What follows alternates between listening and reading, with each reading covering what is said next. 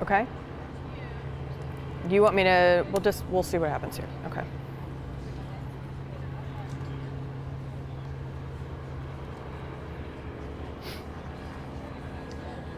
Mic check, 1, 2, 3, 4. Waiting for Dawn Aaron, 1, 2, 3, 4.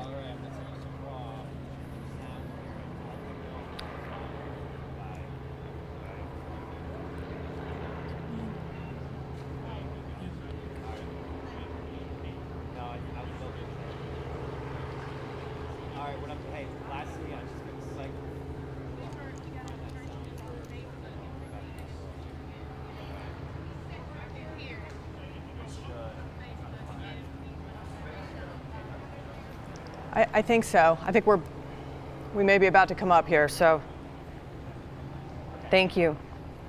Okay, no problem.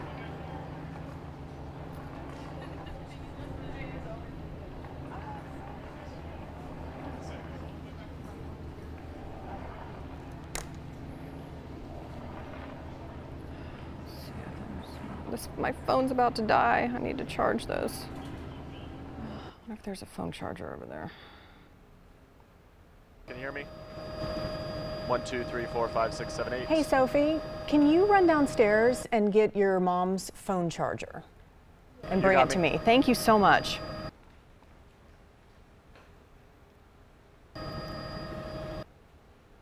All right, thanks, Alex. So you see our video, though, right?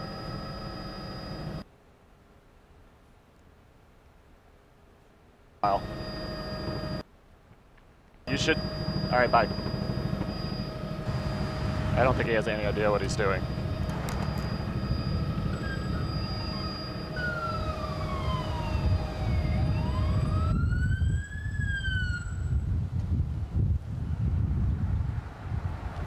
Parking.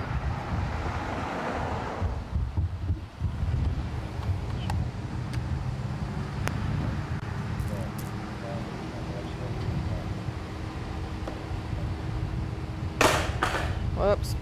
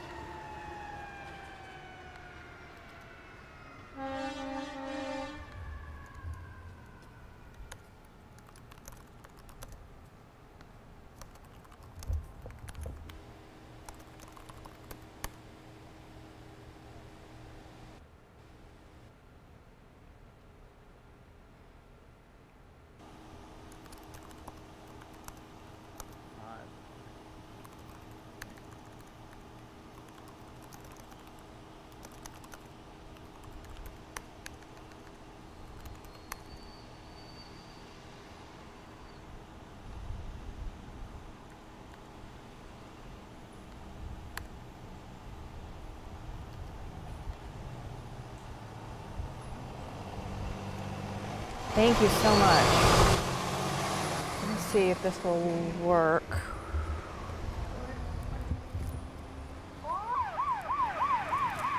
We may have to, here, let me see this end of it. Let me see if this will work here.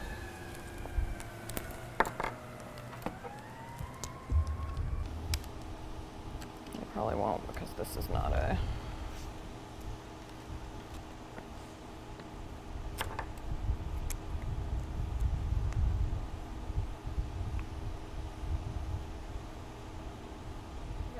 let me see. I think so. Yeah, I think we're good. Thank you so much.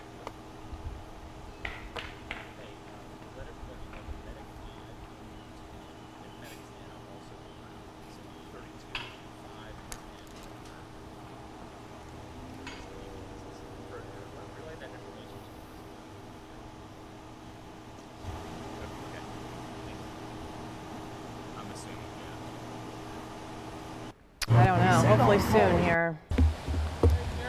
We're still waiting. You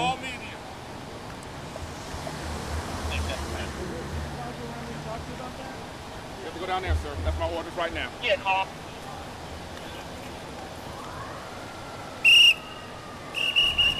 That would be nice.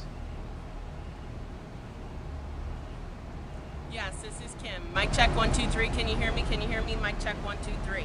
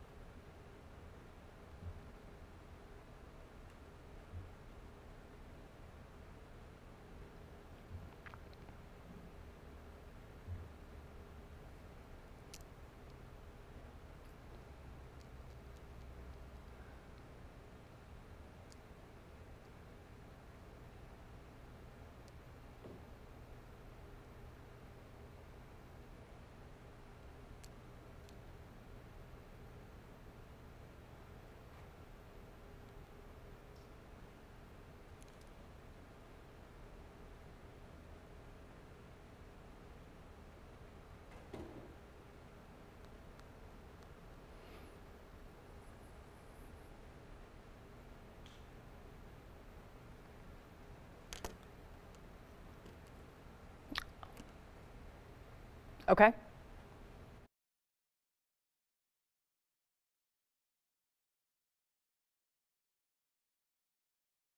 Now, with breaking news, this is a News Channel 5 special report. We are interrupting your regularly scheduled programming for a breaking news alert. One woman is dead and 6 others have been injured in a shooting at an Antioch church. This happened at the Burnette Church of Christ on Pinhook Road around 11:30 this morning. This is a live look at the scene from Sky 5. At this point, we know the gunman was wounded and taken to the hospital. We are still gathering information as this develops. We're told most of the victims were elderly. They were transported to Vanderbilt University Medical Center as well as Skyline Medical Center. Multiple first responders obviously on the scene there. They have blocked off a large area around the church to secure that area. And we do have News Channel 5's Kimberly Davis on the scene. Kim, what have you learned out there? Emily, well, we just got here a moment ago. We did speak with a spokesperson with Vanderbilt University Medical Center, and they are telling us at this hour they have 6 patients who were transported here from that church. 2 of those patients are in critical condition. The other 4 are stable. We're told the 2 patients who are in critical condition were shot in the torso or in their chest. We're told the other 4 people who were shot in their extremities. They're telling me that's like their arms or their legs. As you can see, there are multiple Metro police officers on the scene. We're told they will give us an update as soon as they have more information. They would not release any information as far as how old they are or what type of patients they have here because of privacy laws, but they are telling us it is only 1 o'clock. They're not sure if they will be getting more patients, but they tell us they will keep us posted on their conditions. Again, 6 people are here being treated for gunshot wounds.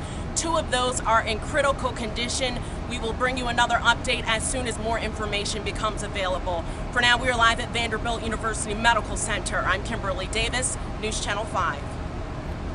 All right, Kim, thank you. Here's another live look at that scene over the church. Again, this is the Burnette Chapel Church of Christ on Pinhook Road in Antioch. As Kim just told us, 6 people transported to Vanderbilt University Medical Center after a shooting there earlier today. 2 of those people are in critical condition. We're also told that the gunman was wounded in this shooting and taken to the hospital, but no additional details on that at this time. Church members who were not injured have been moved to a safe location in that area. You can see obviously a large area around that church has been blocked off. Multiple first responders on the scene. A very emotional situation as church members appear to have gathered outside trying to get more information about what has happened. We also have News Channel 5's Chris Conti in Sky 5 above that scene. Chris, what are you able to see from up there? Emily, I think it's probably because they're on 5+. Can you yeah, we are above the Burnette Church here in Antioch, where we have been watching Metro Police kind of scour the area here. This is Chris Conti up in Sky 5. What we have been witnessing from the air up here is Metro Police and actually some of the bomb squad members have been going in between a lot of the cars in the parking lot. It looks like they are trying to check out some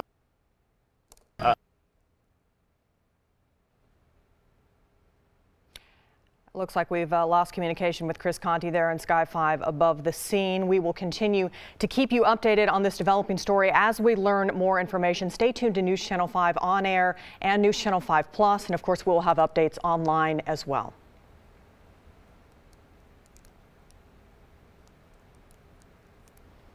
Actually, I think we're going to go back out to the scene. We're expecting to hear from Metro Police spokesperson Don Aaron. He is addressing the media right now.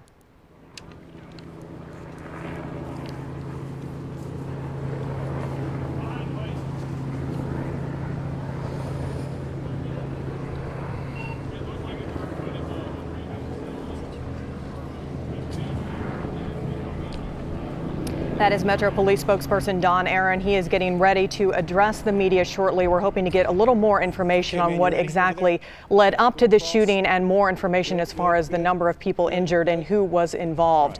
He should be talking any moment now. Actually, he's about to talk. Let's hear from Don Aaron. We're letting out of Church of Christ at Burnette Chapel on Pinhook Road. A gunman arrived in the parking lot. One woman who was walking to her vehicle was immediately fatally wounded by the gunman, who we believe then entered the rear of the church. Other persons were still inside the church building. The gunman opened fire on them. Multiple rounds were fired inside the church.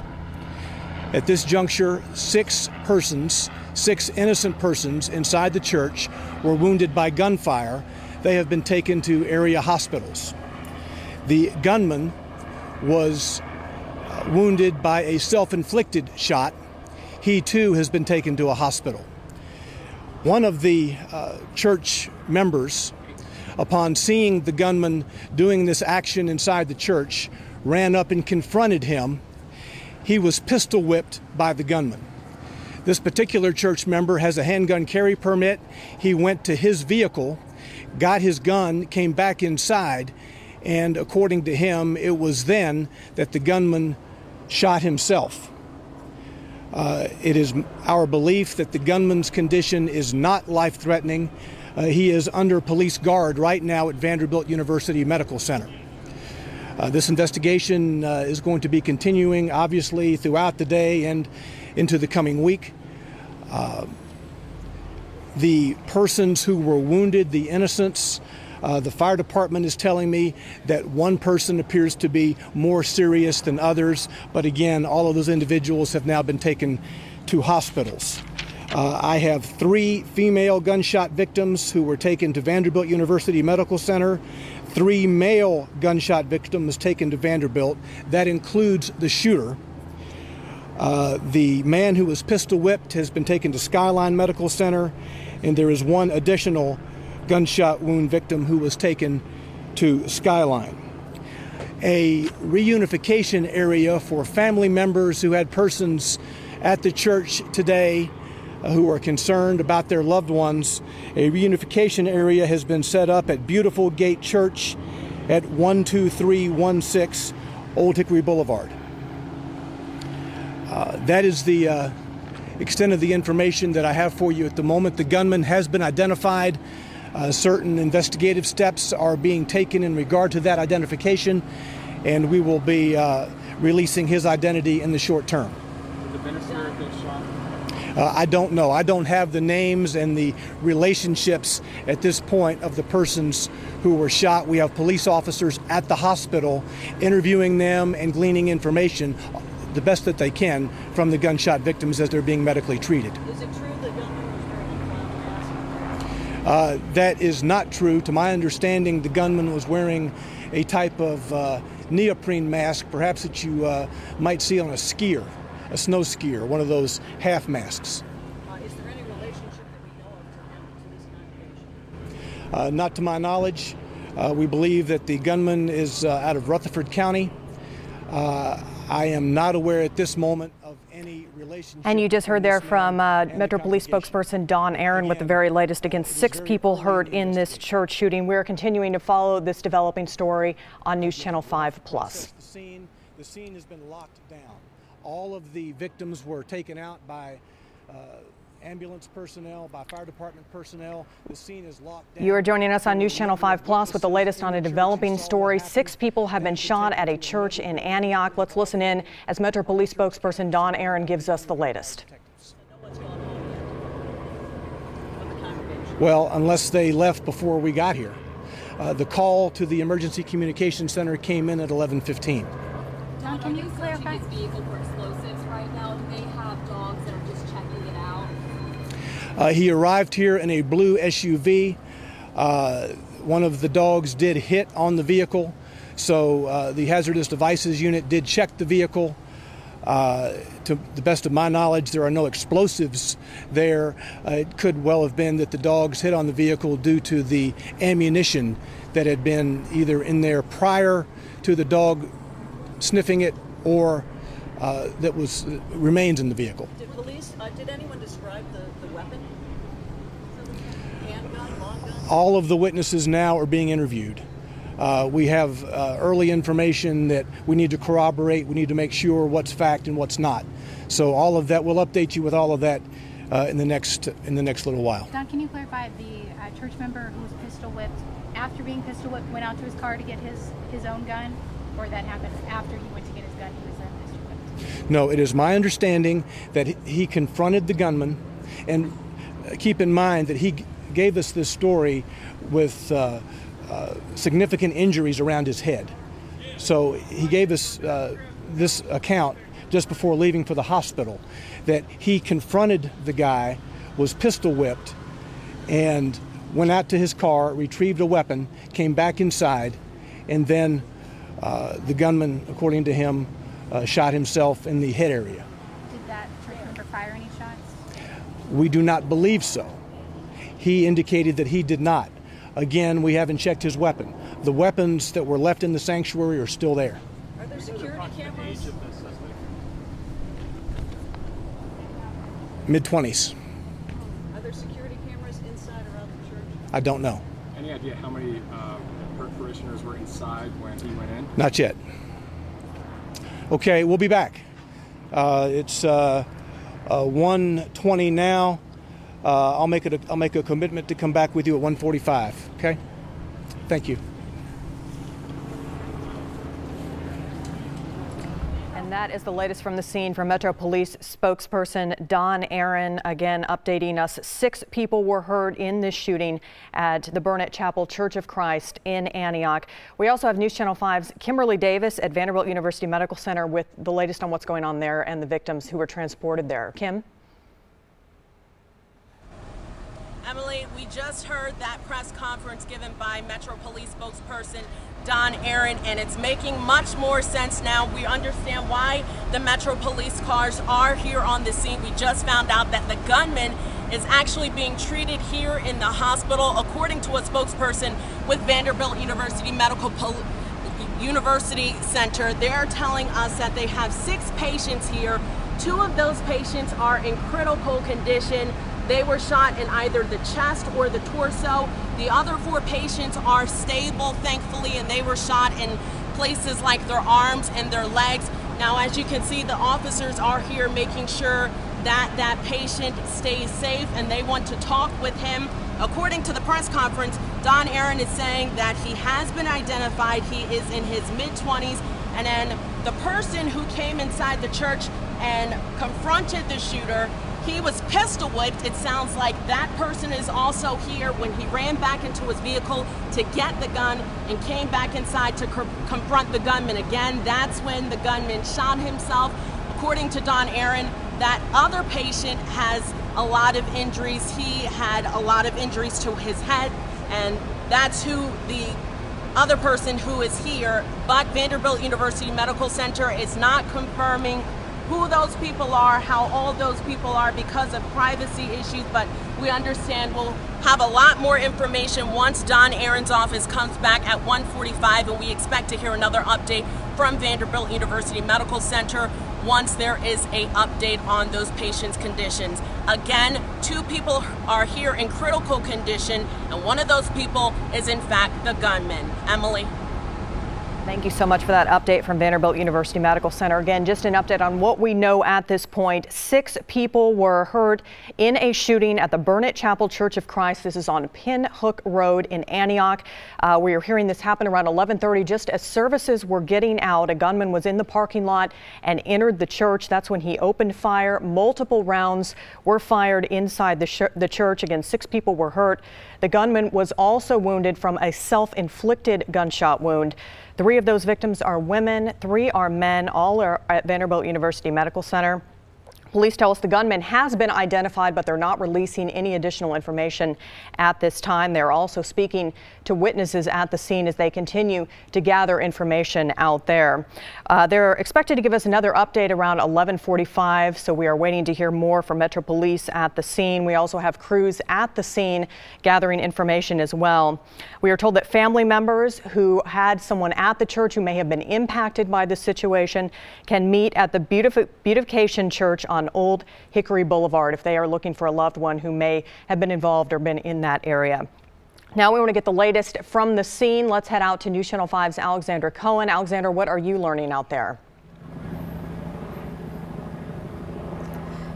We just stepped out of the press conference with Don, Aaron, Emily, and this situation has been unfolding quickly. As we just learned, the gunman shot himself, and he has been taken to Vanderbilt University Medical Center. 6 people who were inside the church were shot, and then a 7th person was pistol whipped. According to Don, Aaron, the guy who was pistol whipped tried to confront the gunman. This gunman was wearing a mask. The churchgoer tried to confront him. He was pistol whipped, ran out to his car because he has a gun carry permit to grab his gun. And once he entered back into the church to go after the gunman, Don Aaron, the Metro Police spokesperson, says that the gunman shot himself. Again, this was an active shooter situation. I had chill bumps going down my spine as we listened to the scanner traffic. Multiple church members called in. We interviewed someone who skipped church today. They came to the scene bawling. There had been rumors that the pastor may have been shot. However, police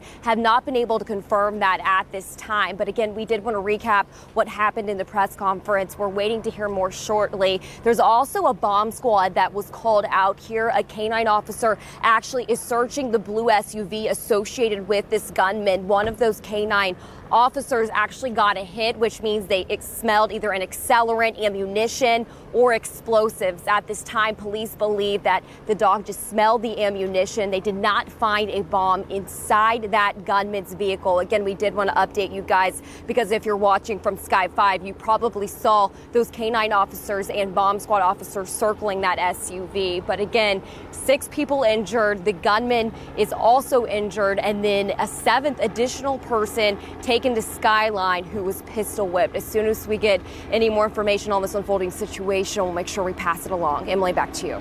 All right, Alexander, thank you so much. And as you can see, obviously still a very active scene out there as first responders are there. They've blocked off an area surrounding the church as they are talking with witnesses and gathering more information on exactly what happened. We do have Chris Conti over that scene right now in Sky 5. Chris, what are you able to see from that vantage point?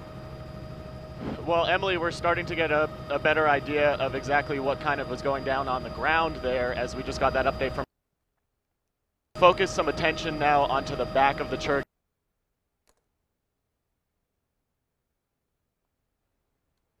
Looks like we've just lost Chris Conti there. We apologize for that. He is over the scene in Sky 5. We'll hopefully be able to get back to him shortly. Again, a very active scene out there as first responders are out there trying to get more information on what happened. We just heard from Alexander Cohen, who's at the scene, saying people there are still very emotional. Obviously, church goers have gathered in that area waiting to get more information. She said it's still a very tense situation there. Let's head over to News Channel 5's Dan Kennedy, who is in the News Channel 5 newsroom, also helping us gather information on this developing story. Dan? Amy, we're watching a lot of condolences pour in on Twitter as well as this story only continues to gather steam. And as we continue to learn more information, no doubt we're going to hear from more people throughout the day. Right now, we're hearing from Tennessee Senator Bob Corker, who's saying, quote, "We are closely monitoring reports of a church shooting in Antioch. As we await more details, please join me in praying for the victims." Also, Bill Lee, who is a candidate for governor coming up in this next term, he says, "Maria and I are praying for for our brothers and sisters in Antioch at Burnette Chapel Church of Christ. So still we're going to be watching as plenty of more of these come through. Condolences not just from dignitaries and other politicians, but Emily, condolences from a lot of our own neighbors, thinking and praying for what these people in Antioch this morning at this church are going through. Back to you. So much. And as Metro Police told us, this was just a normal service at the church. As people were getting out of the service, that's when shots rang out as a gunman was in the parking lot and then entered the church, opening fire, firing multiple rounds inside the church. That's when, again, 6 people were hurt inside the church. Taken to the hospital, we're told 3 men and 3 women are now at Vanderbilt University Medical Center getting treatment. The gunman was also wounded from a self-inflicted gunshot wound. We are also waiting to hear more from the pastor of the church. Obviously, they're in the thick of all of this as it was going on. It's certainly been an emotional day for him as well as church members who may have witnessed part of this.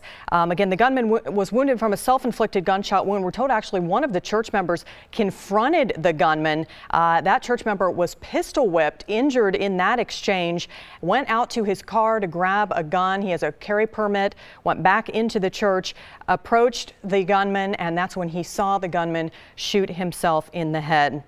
News Channel 5's Matthew Torres is standing by with the pastor of the church. I'm sure this has certainly been an emotional situation for him, Matthew.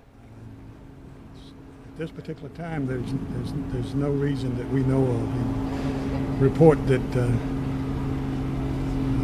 Don gave, the guy just came in and started shooting. So I don't understand it.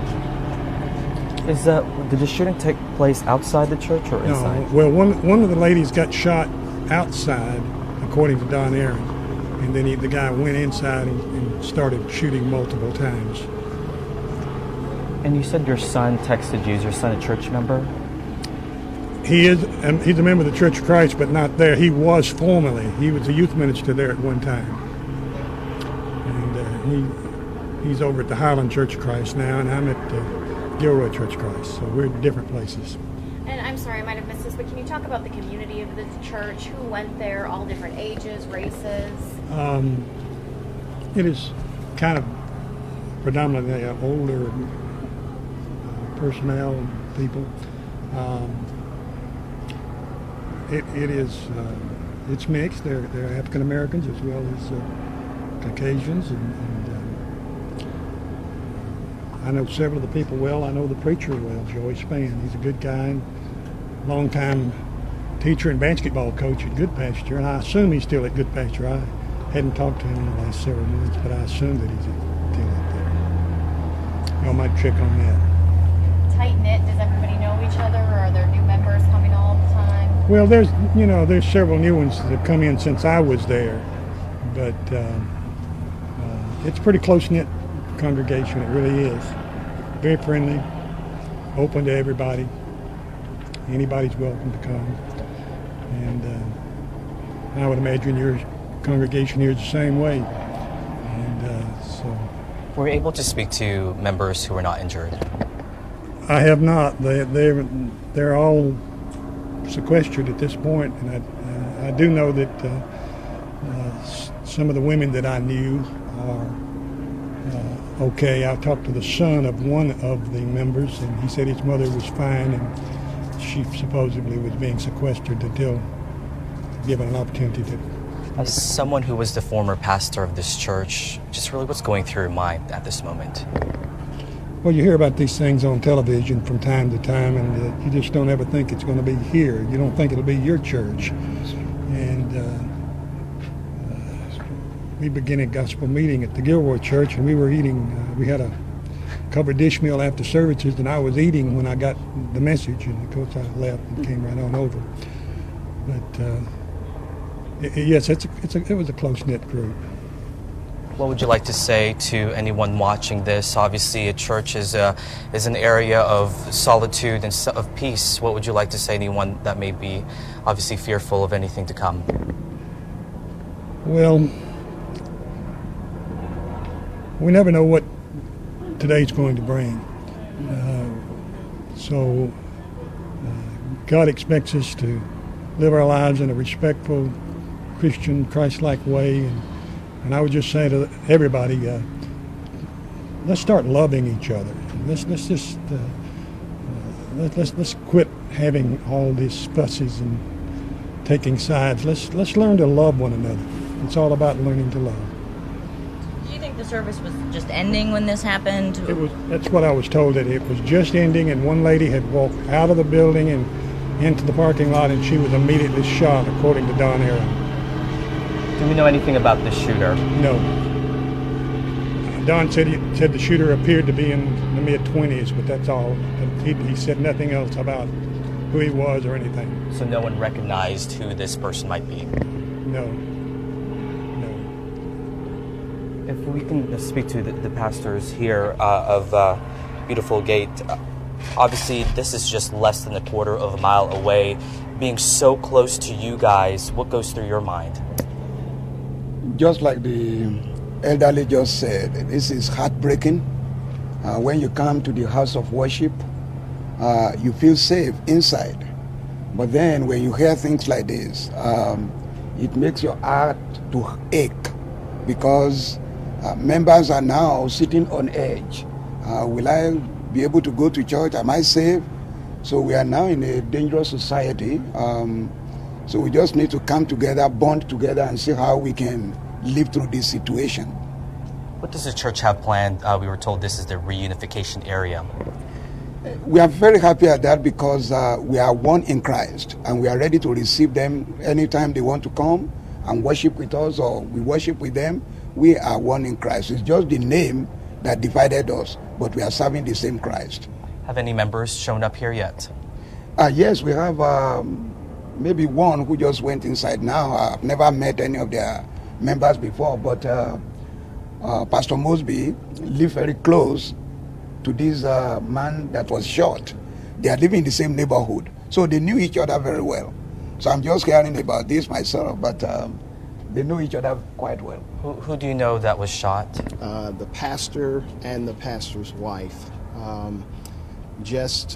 We live in a cove, and they live at the top of the cove as you come into the subdivision. So a few times I've been coming here, and the pastor has been walking down toward the church, and I would give him a ride. I ask him if he needs a ride.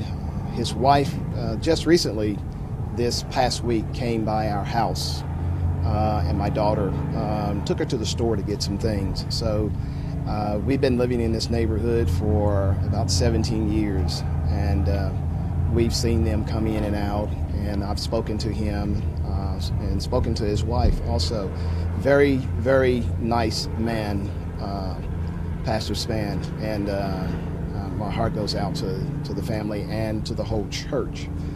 As the pastors and the elder have said, you come, and you come with the expectation of sitting down and having a service and not thinking about what can happen around you, and you never know who's going to come to the door, or for what reason they would come to the door and come to your church and do something like that. But we're always on guard, and we just thank God that many more weren't hurt during this time. So our heart goes out to them, and our prayers go out to them, to the family, and to everyone that's been hurt. Do you know the condition of the pastor and his wife? All I heard was he had been shot in the shoulder area, upper area. I heard that the wife had taken a direct hit. I'm not sure what part of the body that is. So just my heart just goes out. I work in surgery at St. Thomas Midtown Hospital. I've seen gunshot wounds, and I know how bad that can be. So it just, my heart just goes out to them. What's the pastor's wife's name? I cannot remember her name. All I know is I've seen her, and I've spoken to her a few times. How did you hear they were shot?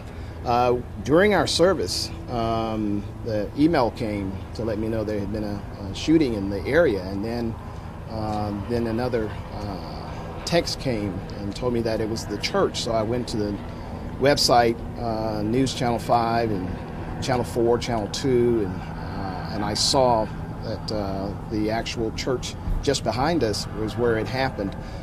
One of the members here told me that where the pastor and the pastor's wife had been shot. he had heard. So that's how I got that information. And they had a child, more than one children? I believe they have more than one grandchildren. Also, we see them at the house. We've seen many people at the house coming in and out. We see the pastor. I see him every morning when I'm up and he's getting ready to go and leave, and we wave and speak to each other. So there's generally a lot of activity going on. What's the pastor's name? Joey Spann. And how old is he? He's an older gentleman. I'm not sure exactly. He's probably in his 60s. He's an older gentleman, but very nice. Sorry, one more time, the pastor's name? Joey Spann. Do you get the sense that he often invited people to his house from the church, you know? I've seen members come. I've seen more than once, multiple people there, people from the church there. Every summer they have Vacation Bible School, and the whole community is invited. So they open their doors to just about anybody to come in. So they've been a blessing to this neighborhood. What is your first and last name? I am Michael Mosby, pastor. This is a senior pastor, and I'm one of the pastors here at New Beautiful Gay Church and Ministries. M-O-S-B-Y? M-O-S-B-Y. And your name, sir? My name is Gideon Olaleye. Spell it. Gideon Olaleye. O-L-A-L-E-Y-E. Yes. And Gideon, how do you spell Gideon? G-I-D-E-O-N.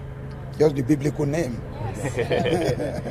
Both pastors of the church of the beautiful Gay. Thank you so much. Thank you. Thank you.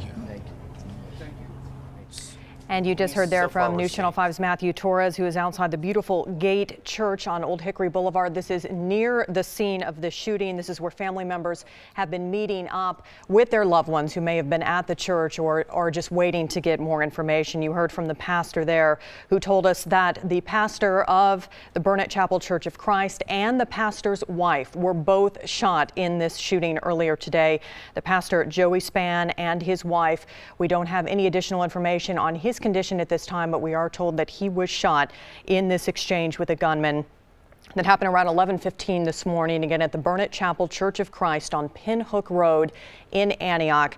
This happened as the service was letting out. People were walking out. The gunman was in the parking lot, entered the church, and opened fire. That's when 6 people were shot. We are told that 3 of those victims are women, 3 are men. They were all taken to Vanderbilt University Medical Center, where they are getting treatment right now. The gunman was also wounded from a self-inflicted gunshot wound. We are continuing to follow this developing story. We are breaking into your regularly scheduled programming here on News Channel 5 to bring you a breaking news alert. 6 people have been shot. 1 person is dead after a shooting at Burnette Chapel Church of Christ in Antioch. This happened around 11:15 at the church on Pinhook Road. We've had crews there all morning gathering information as we continue to learn more about this developing situation. This is a look at Sky 5 over the scene. We also have News Channel 5's Kimberly Davis at Vanderbilt University Medical Center, where 6 of the victims were transported. Kim, what are you learning there? Emily, we've learned that 2 of those 6 people are still in critical condition. The other 4 are stable at this hour, according to a spokesperson with Vanderbilt University Medical Center. He is not releasing the ages of those victims, but according to a spokesperson with Metro Police, we've learned that that gunman is one of the people here at the hospital. As you can see, there is a police presence here. We are told they are here waiting with that gunman, and they want to ask him some questions. We are also learning that all of the 6 victims were transported here to the hospital. 1 woman did die, sadly, right outside of church. It looks like we're having some technical difficulties there with Kimberly Davis outside Vanderbilt University Medical Center. We will check back with her shortly. We also have News Channel 5's Dan Kennedy in the News Channel 5 newsroom following this story and getting reaction as well. Dan? Yeah, we're starting See reaction pour in from politicians and dignitaries, and no doubt reaction will be pouring in from our own neighbors here as we continue to learn about what happened exactly at this Antioch church at about 11:15 this morning. And just to recap a bit what Kim was telling you at that hospital, she's outside Vanderbilt, where we know of at least 6 patients where they were taken for treatment, some more serious than others. The gunman is also there, and you saw that security there, the police outside of Vanderbilt. They are actually there to guard the gunman inside of his room. We're told that he may even have non-life-threatening injuries with a self-inflicted gunshot wound after this incident about, again, 11:15 this morning over on Pinhook Road. We do know 6 innocent people were shot. 1 woman was shot and killed in the parking lot of that church. Identities on these victims still unknown as we are learning their ages. We do know that many of them are over the age of 60 from this church and this church shooting in Antioch. Once we get the gunman's identification, we're going to start digging into a bit of his past. Emily, we do know that Metro Police themselves have identified this gunman. They have not yet shared his identity. So as we continue to learn exactly about his motive, certainly that's something the police department is looking into at this hour. We will continue to do so as well. Emily? As well, getting more information on this developing situation at the Burnette Chapel Church of Christ. We are told that there was an older congregation there, a very close-knit group at this particular church. Church members who were not hurt have been moved to a safe location. Family members can also meet up with them at the beautiful Gate Church on Old Hickory Boulevard, and that's where News Channel 5's Matthew Torres is. He just spoke with the pastor there to learn more about what's going on. Matthew? And Emily, so far we are told there is 1 member with that church here at the moment, kind of getting water and getting whatever they need in order to at least put some sort of normalcy together. Again, we are just outside of beautiful Gate Church, which is just less than a quarter of a mile away from the Church of Christ. And so far we do have a gathering with the pastors that we interviewed just moments ago. We are told, according to the pastor, that he learned that the pastor and the wife were both shot. The pastor was shot and the wife. And so far things are still developing at this moment. But again, 1 person, 1 church member is here right now. Police have called this church the reunification area, and we are not seeing a flood of people here just yet because we are told they're kind of being sequestered. The members who were not injured in the shooting are kind of being held together at this point. I would assume to be interviewed further from this. Now, what's also interesting is that we also interviewed the former church pastor, and he says he received a text from his son. They came by here, and from what he was told from members is that the gunman again shot that lady in the parking lot before going inside the church and opening fire. Talk about a scary situation. We don't know exactly if this service was wrapping up, but no doubt a really frightening moment. A lot of members here at the beautiful Gate Church, they're just kind of lingering around surely to see what they can do to help out at this moment. But we are just talking about less than a quarter of a mile away. So although we don't know the cause, this is something that's really hitting them hard, because this was a place of worship where you're supposed to feel safe. And so what the church members and the pastors here are wanting others to know is that they are still in full support. They are praying for everyone involved in this shooting. And again, it's just a frightening moment knowing that this did happen in a house of worship. We are waiting to see if there are any more people who will be coming here to the church. Again, so far we have 1 person. As soon as we get more information, of course, we will pass that along. Emily, back to you. All right, Matthew, thank you so much. Of course, he is not far from the scene where the shooting occurred at the Burnette Chapel Church of Christ on Pinhook Road in Antioch. That area is still blocked off, still a very active scene out there as first responders are out there working to gather more information. At this point, we do not know what led up to this shooting, but officials are there interviewing witnesses.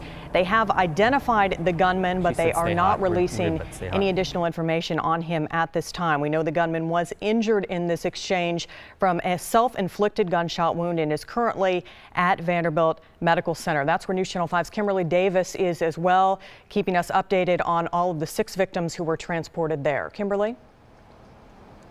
Emily, we just saw another church vehicle pass by us. Now, it wasn't the church vehicle of the church that was just victimized like this, but it looks like a lot of the churches are coming together. Of course, it is a huge church community here in Nashville. We just saw a vehicle pull into the parking garage here at Vanderbilt University Medical Center. 6 victims are here at the hospital being treated by Vanderbilt University Medical Center doctors. We spoke with a spokesperson here, and they're telling us that they are still working on those patients. 2 of those patients are in critical condition. They suffered gunshot wounds to either their chest or the torso area. Again, critical injuries. And the other 4 people are stable. Thankfully, at this hour, they were shot in places like their arms and their legs.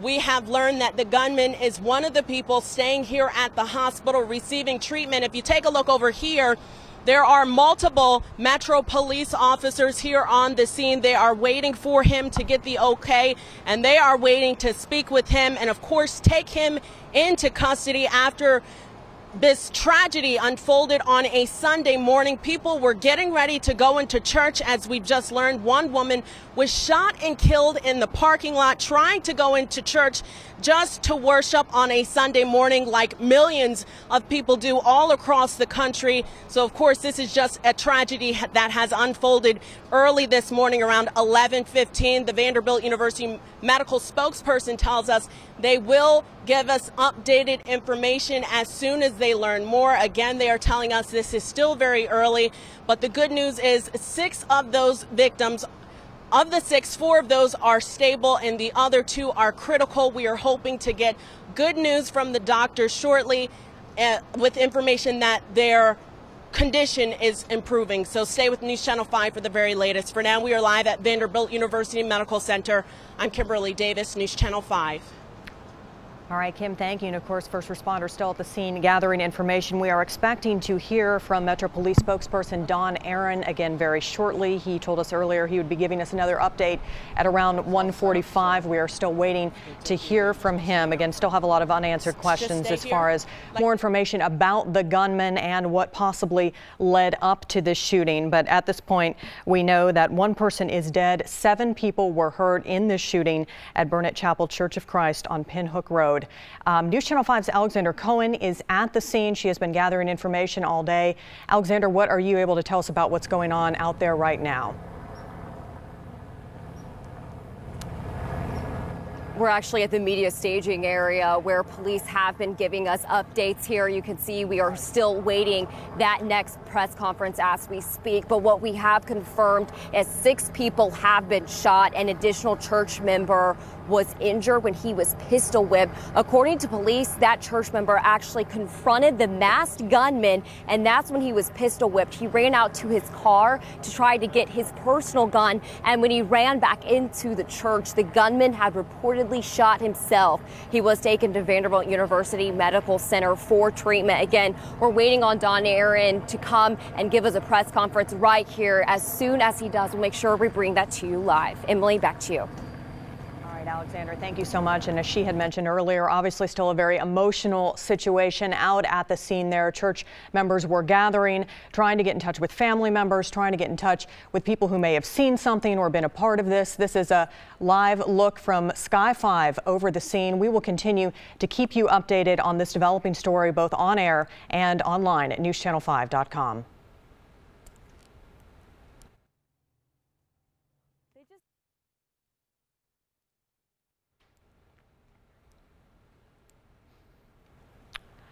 We are bringing you a breaking news update after a shooting occurred earlier this morning at Burnette Chapel Church of Christ on Pinhook Road.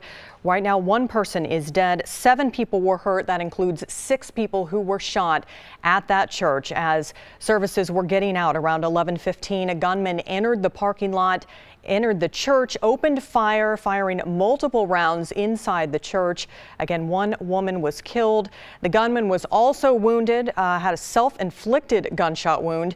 It turns out one of the church members actually confronted him at one point. The man went out to his car to get his own personal gun. When he went back into the church, that's when he saw the gunman shoot himself in the head.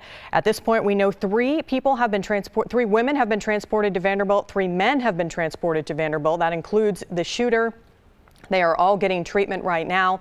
We have crews following this all over the area, including News Channel 5's Dan Kennedy, who is live in the newsroom tracking some reaction to the situation. Dan? Yeah, good afternoon to you, Emily. We are starting to get reaction from local politicians. Just about everyone who is a dignitary in this state is adding their thoughts on Twitter at this time. And just to touch briefly on what you mentioned, we're starting to learn about some of the heroism that went down at this church today, including from that one member who saw this active shooter situation unfolding, went out to his car in the parking lot after confronting the gunman and was even pistol whipped at one point.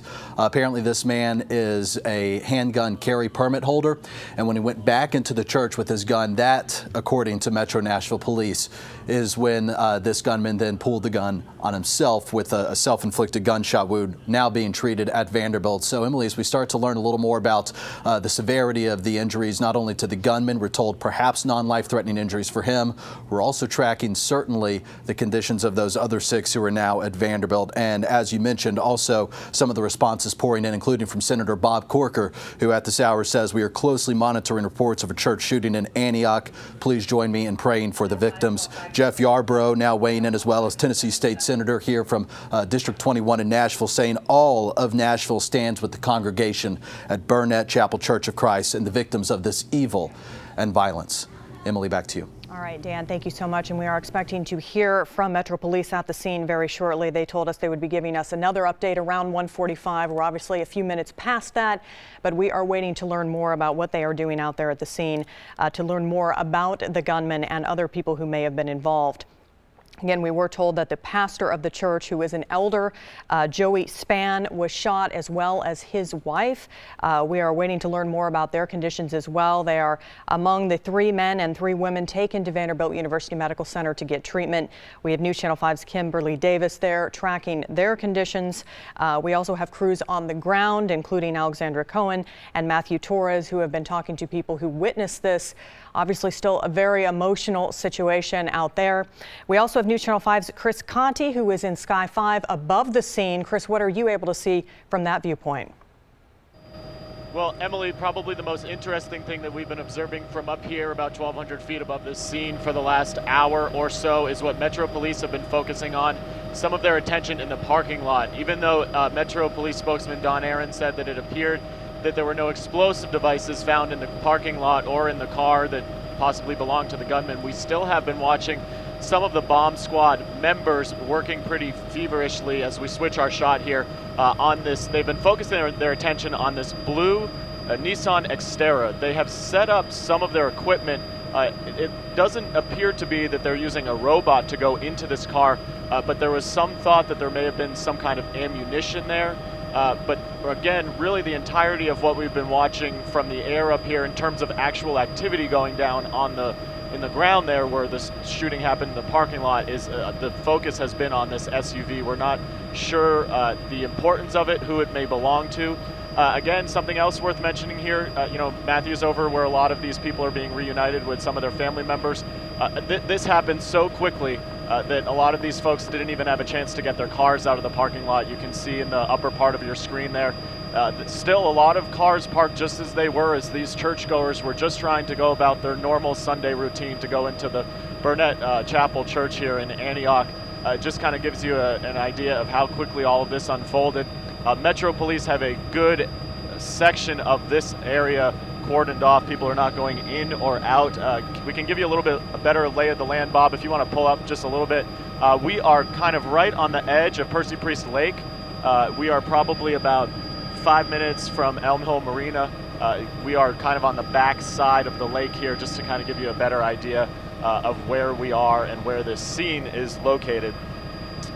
Again, what we really haven't seen too much of is actual ambulances or anyone kind of coming and going, because from what we understand from everyone on the ground there, folks have been transported already.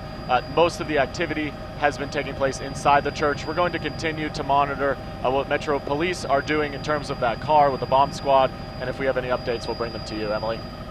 Thank you so much for that update. And News Channel 5's Matthew Torres is standing by at the beautiful Gate Church. Again, as Chris just mentioned, this is not far from the scene of the shooting. Matthew, what are you learning out there? Emily, we are less than a quarter of a mile away from where the shooting took place. This is what police have called the reunification area. We spoke to the pastors. In fact, we also spoke to the former pastor of that Church of Christ where the shooting took place. And with me right now are the daughters of the pastors of this church. This is very difficult for you guys, as we saw earlier. What would you guys like to say right now, as obviously this is very much a developing story, and as you guys will be accepting members of that Church of Christ? Well, we're just praying for them, hoping that they're okay. And we just spoke to them earlier this week. I helped the mom. She needs to go to the store, so I took her. Whenever she needs anything, she comes down to our house. So we're just hoping that she's okay and that her husband's okay. And you're talking about the pastor and the pastor's wife. Yes. And how would you describe that church? We heard from the former pastor, this was a very close-knit, but it also seems like they were great neighbors. You guys were neighbors of the people involved. A fantastic church. They're very unified every time we see them doing anything within the community. They're all very unified. It's a big family, but they are very, very accepting. And so far, how many members from that church are here? Do we have any numbers? I've seen two. I've seen some drive up. I don't know if they're scared to go in because we're all here. I don't know why, but the doors are open and we're here and we're praying for you. So. And what would you guys plan to do once they are here? Pray for them. Make sure they have a sanctuary. Make sure that they are safe and let them know that we're here for them. Is there anything else you guys would like to add? Obviously a very difficult situation. You've been very emotional as well. Is there something you would like to truly, for anyone watching, to know? We're just praying that they're all okay. We don't know why something like unnecessary like this happened, but we just pray that they're all okay. So far a couple of church members are here. You guys, do we know how long you guys will stay open for? As long as they need it. We're not a church that shuts down just because it's time for us to go. So, just as long as we need it, we're going to be here all day. Yeah. So as far as the plan, it's pretty much a very fluid and open plan. Yeah. Yes. Yeah. Well, thank you, ladies. Again, these are the daughters of the pastors of Beautiful Gate. That's now considered the reunification area. And just like they said, so far, 2 members from that Church of Christ are here right now. So far, we have seen other people come to the door. We're still going to try to find out and hopefully get more information to you guys as this coverage continues. Emily, back to you. All right, Matthew, thank you so much. As you can see, churches coming together to help people impacted by the shooting. I also want to update you. We just received a statement from Mayor Megan Barry. She said in part, quote, "This is a terrible tragedy for our city. My heart aches for the family and friends of the deceased, as well as the wounded victims and their loved ones. Their lives have been forever changed, as has the life of their faith community at the Burnette Chapel Church of Christ. My administration, especially the Metro Police Department, will continue to work with community members to stop crime before it starts, encourage peaceful conflict resolution, and promote nonviolence." We are also expecting to hear from Metro Police very shortly. They are at the scene. They will be giving us an update on the situation. In the meantime, let's head back out to News Channel 5's Kimberly Davis, who is at Vanderbilt University Medical Center, where again 6 of the victims were transported earlier today. Kim? Emily, that's right. 6 of the victims are here at Vanderbilt University Medical Center, including the gunman. Now, since we've been here in the last 15 minutes, we have seen we'll come right back to you. We hear the spokesperson with Metro Police is about to speak. We'll take it live. You okay? Everybody good? All right. What I'd like to do is kind of start from the beginning of the scenario with some updated information from the last briefing. The police department received a call of an active shooter at 11:15 at Church of Christ, Burnette Chapel on Pinhook Road. The church was letting out at the time the gunfire occurred. From what we know at present, a gunman who was wearing some type of neoprene half mask over his face arrived in an SUV. We are told that he immediately confronted and shot dead a woman in the parking lot. He then entered the main sanctuary door, which would have been, if you will, the rear of the sanctuary, remembering that the pews are facing forward. So he would have entered the rear of the sanctuary or the main sanctuary door. After doing so, he began indiscriminately shooting. There was a church usher who confronted the gunman. During the confrontation, the church usher was pistol whipped. There was a significant struggle between the two.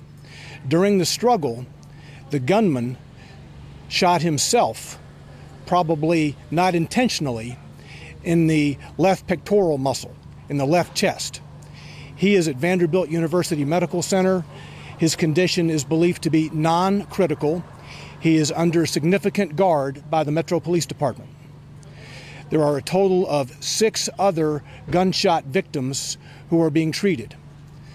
Some at Vanderbilt. There was 1 gunshot victim being treated at Skyline Medical Center, as well as the church usher who was pistol whipped. Now, after the gunman suffered this self-inflicted wound, the church usher, who does have a handgun carry permit, ran to his car, got his gun, came back in, and made sure that the gunman didn't make any more movements until the police department arrived. We have officers at the hospitals confirming names and conditions of patients. Understand some of them are still receiving medical treatment, so I don't have an update for you on their conditions since I spoke to you 30 minutes ago. Know that we're trying to get that. There are officers there who are trying to make that happen. We have identified the gunman. He is a 26-year-old African-American individual. The police department is working now to develop more information about him. There are certain things that need to be done before we announce his identity and release his photograph, and those things are happening. I still expect to identify the gunman in the short term. Any more information about the weapon used? No. Again, the scene is locked down. Someone asked me earlier how many people were inside the church at the time. I'm going to approximate it at about 50. I know that we have 30-something in a side building on the church campus, air-conditioned side building, who are being interviewed by our detectives. Someone asked about children. Well, we think at the time the shooting was occurring, the children mostly were not in that immediate sanctuary area, from what we've been told. All of the gunshot victims are adults, from what I know at this moment. Do you have an idea how long he was here prior to entering the church or encountering that first woman? I will tell you that his vehicle was parked beside the church, and when the police department arrived, it was still running. It would appear that he was not expecting a brave individual like the church usher to initiate the struggle and confrontation. And it was during that that the gunman was wounded. This gentleman, this church usher, an extraordinarily brave individual, he was still here at the scene when I got here, and he had what appeared to be significant injury to his head. He was bleeding about the head, but he was still able to move on his own. He was able to walk into the ambulance on his own, but this was an exceptionally brave individual. Six wounded, 1 deceased, and the suspect also wounded. Is that correct? So there would have been a total of 9 individuals, including the gunman, who had some type of injury. You've got the gunshot victims, the 6 innocents. You have the gunman. You have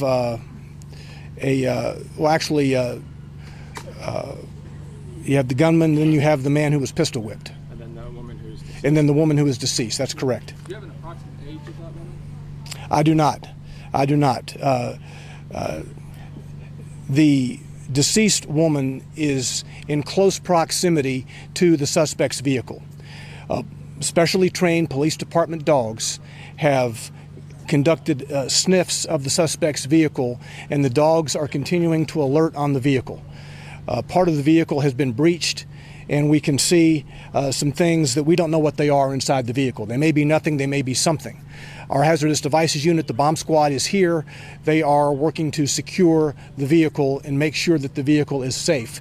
The vehicle has not been declared safe at this moment. Joey Spann, the minister, do you know if he was one of the 6? I do not know. I've asked about whether the minister was one of those wounded, and I don't have names yet on the persons wounded. Again, we have officers at the hospitals who are working to gather that information, but keep in mind these persons are also receiving immediate medical care. Don, did anyone manage to run out of the building altogether? Witnesses are being interviewed now. I don't know that. I don't have the scenario from a witness other than what the church usher has been able to report, the man who confronted the gunman. I assume there's federal law enforcement agencies? Yes, the FBI, the ATF are here. Certainly there is a concern about potential federal law violations, and they are working with us, yes. At this point, do you all have any indication of motive? That remains to be announced. There are certain things that have come to our attention that are under investigation, but that remains to be announced. All right, I'll come back when I can get solid victim condition information. I'll be back with you. Our people are working on that. It shouldn't be too much longer. Okay, thanks. Thank you, Don. And you just heard there from Metro Police spokesperson Don Aaron giving us an update on a very fluid situation at the Burnette Chapel Church of Christ. We did learn that the gunman has been identified as a 26-year-old African-American man. That is all the information they're able to release at this time, not releasing any additional information on the people who were shot. Again, 6 people were shot. The gunman was shot and another church member was pistol whipped in an exchange with the gunman. News Channel 5's Kimberly Davis is standing by at Vanderbilt University Medical Center where some of these victims were transported. Kim, what's going on there now? Well, it's still a very fluid scene, Emily. As you can see, we are still here, as well as Metro police officers guarding the gunman who has also been transported here to the hospital. Again, 6 patients are here from that shooting, including the gunman. Now, police say they have identified him, but they have not released his name. All they have said is that he is a 26-year-old black man, and gunfire broke out once church service was letting out. Again, one woman was shot and killed in the parking lot, and that's when he went back into the church and opened fire on the other victims there. Again, 6 patients are here. There are 2 other patients at area hospitals, and we are told the 2 of the patients here are in critical condition. One was shot in the chest and the torso area. We're also learning that the gunman was also shot in the chest, but according to Don Aaron, a spokesperson with Metro Police, they are telling us he is stable at this hour. From last update from Vanderbilt University Medical Center, they told us the 2 people who were critical were both shot in the chest. I will reach back out to the hospital and see if that condition has changed and give you an update as soon as more information becomes available. Live at Vanderbilt University Medical Center. Emily, back to you. All right, Kim, thanks so much. And again, just to recap, if you're just joining us, a breaking situation here. We have 6 people shot at a church in Antioch. This started at 11:15, the Church of Christ Burnette Chapel on Pinhook Road in Antioch. We just received an update from Metro Police who said that church was letting out at the time. There was a gunman in the parking lot with some kind of mask on. He confronted a woman in the parking lot, shot and killed her, then walked into the church and just opened fire. There was also a church usher in the church at the time, confronted the gunman. He was pistol whipped in that exchange, but witnessed the gunman then shooting himself in the chest. The gunman has been transported to Vanderbilt University Medical Center, as you just heard from News Channel 5's Kimberly Davis. We also have News Channel 5's Dan Kennedy in the News Channel 5 newsroom, keeping us updated on how people are reacting to this situation. Dan? Emily, just in within the last 5 minutes or so, we've received an email statement from Mayor Megan Barry. I want to flash that up and let you know what she is saying on this Sunday afternoon. This is a terrible tragedy for our city. My heart aches for the family and friends of the deceased, as well as for the wounded victims and their loved ones. Their lives have been forever changed, as has the life at the faith community at Burnette Chapel Church of Christ. My administration, especially the Metro Nashville Police Department, will continue to work with community members to stop crime before it starts, encourage peaceful conflict resolution, and promote nonviolence. The Metro Nashville Police Department at this hour working on identifying the gunman's motive. Certainly that is a big question that remains to be announced at this hour. But Emily, it appears as if at the end of that news conference they may be on the track of something. They say they are still looking into every bit of this man's life, a 26-year-old believed to be from Rutherford County, and they are also still at this hour going through his car. Again, this is a gunman who is expected to live after it's believed he accidentally shot himself during a scuffle with a very heroic church usher. And certainly we'll be hearing the stories of the heroism coming out of that church in days to come. Emily. Now with breaking news, this is a News Channel 5 special report. And we are following breaking news. One person is dead. 6 people were shot at a church in Antioch. This happened around 11:15 at the Burnette Chapel Church of Christ on Pinhook Road, again in Antioch. We've been receiving updates from Metro Police throughout the morning. Here's what we know at this point. The church was letting out at the time when a gunman wearing some kind of a mask arrived in an SUV. He confronted and shot a woman in the parking lot of the church. He then entered the church and started shooting. A church usher happened to be inside at the time. He confronted the gunman, was pistol whipped in that exchange, ran out to his car to get his personal gun. He has a carry permit. When he went back into the church, he saw the gunman shoot himself in the chest. Metro Police obviously on scene now collecting information. They have blocked off an area around the church. We know that the 6 victims, 3 women and 2 men, have been transported to Vanderbilt University Medical Center. That includes the shooter.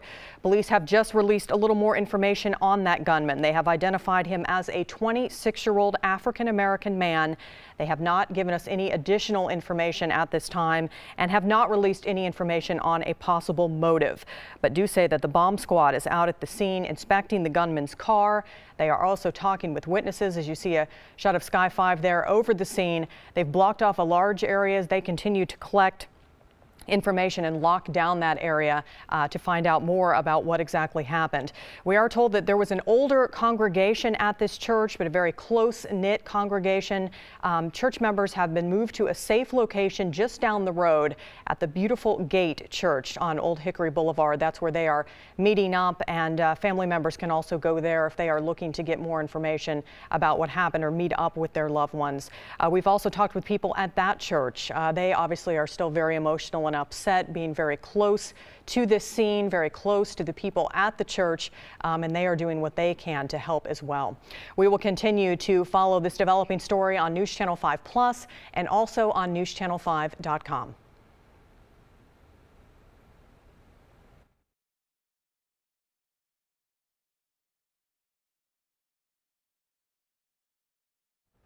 We continue to follow a breaking story out of Antioch. 1 person is dead. 6 people were shot at a church there, the Burnette Chapel Church of Christ. This all started at 11:15 this morning. We have been following this developing story ever since, as first responders and police are still at the scene working to get more information. We have just learned that the gunman has been identified as 26-year-old African-American man. No name has been released yet. That's all police are comfortable saying at this point. He has been transported to Vanderbilt University Medical Center, where he is being treated after receiving a self-inflicted gunshot wound to the chest. Police obviously on scene at Vanderbilt as well, keeping a close watch on him and other victims who were transported there as well. We know 3 women and 3 men were hurt in this exchange. All have been transported to Vanderbilt. Now, some members at a church nearby tell us that they believe the pastor, the elder of the church, was hurt, as well as his wife. However, we are still waiting to get that information confirmed from police. You see Sky 5 here over the scene of the church, the Burnette Chapel Church of Christ. Police have blocked off an area around that church. They have the bomb squad at the scene. They are inspecting the gunman's car right now, looking for more information and trying to determine a possible motive, what led up to this shooting. We, of course, have crews on the ground in multiple locations, including News Channel 5's Matthew Torres, who is at the beautiful Gate Church just down the road at Old Hickory Boulevard. Matthew, what are you hearing there? Well, Emily, we actually just made our way inside. We wanted to show you once and if those members do come here, they have this whole space available for them. They have the kitchen, they have the tables and chairs here. Whatever they need, they are available for those church members if and once they do get here. And so far, we've been in touch with the church members here at Beautiful Gate. Of course, this is a very devastating day for them, knowing that just brother to brother, sister to sister, we are just quarter of a mile away. So we do know District 33 Councilwoman Antoinette Lee is here right now talking to 2 other church members. We'll hopefully get more information as soon as possible. Emily, back to you. All right, Matthew, thank you so much. And News Channel 5's Alexandra Cohen has been at the scene all morning. She is in the process of talking with one of the church members. Let's listen in. Yeah. Was he Joey Span? Was shot? Yeah. Were people running or were they just crouching on the ground? That's the thing. Our church mostly senior people. They was running in when he came and started shooting from behind. Yeah. Did you hear it first or see it first? I hear it first. It was, you know, so fast. Just a commotion. Yeah. How many shots did you hear? He shot a bunch of times outside, and then inside he shot more because he shot from the front of the church too. I know he has a mask on, but do you have any idea who this man might have been? No. We know each other there in that church, and I never, you know, see him before.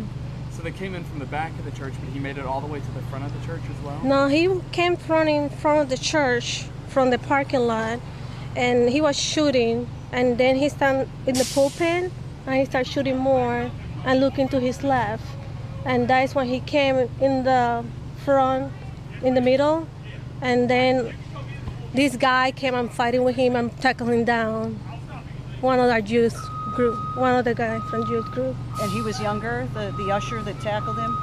A younger guy? 20 years old, but you know, he's 6 feet, 5 feet tall. Anybody looks small next to him. Yeah. So the gunman made it all the way up to the pulpit? The pulpit, and he shot a couple times, and he came back, and he was trying to go to the front of the door again. Was he saying anything? He don't talk. He just keep holding the hand, like the gun like this, and you know, like moving like that. How are you feeling? He wasn't even running. He was like, I don't know. Not even in a hurry? No, he was like this. Can you talk about your dress? Were you trying to help one of the victims? Yeah. Pastor Span? Yeah. Do you have any medical training or just knew what to do? I work at VA hospital, and I just check, and everybody looked like leg, and he was the most critical one, and I just jump on him, and the other lady, Armela, and I just grab her shirt and just start putting pressure on her, plus Boy Scout training. How are you feeling now? I just, like, it's like, you know, you see in the news all the time, and you never expect for you to be in, you know, in this kind of situation. But we are a little church. We are like 60 members, that's it. And mostly our senior people, we don't bother nobody. We were celebrating because yesterday we have a yard sale, community, and it was a success, and to send the kids to, you know, Bible camp next year. And everybody was happy. And that's the reason so much people was in the lobby, because we were celebrating that. Yeah. All the people now, how are the survivors inside? Are they all? They're fine, you know. The kids are making puppets, and yeah, everybody's hungry. yeah, everybody's hungry. Yeah. It's got to be hard to just, you mentioned it on the news, but hard to just fathom this happened here, you know? Yeah. Your own small church. Yeah, I just trying to call my family for the letting know, hey, we okay. The good thing, all the kids was in the room, still in the room, the class, and good thing he don't went that way. You know, I would lost it, but yeah. Was Pastor Spain able to speak to you while you were helping? Yeah. He was like, take out my tie, okay. Yeah. Do you know anything about the woman who was outside? She's not a regular, you know. Her aunt was there. Her aunt was being talking, you know, being hugged, and she wasn't shocked though. Yeah. No, I don't know though. She comes sometimes, but not all the time. Do you mind telling me your name one more time? Minerva. Spell that. Minerva. And your last name? Rosa. R-O-S-A. How long have you been going to church here? 8 years. 8 years. 8. Yeah. Can you talk about the pastor? What was he like, or the minister? He's awesome, you know. He's a coach, a basketball coach. Everybody in private school here know him from East Harding, and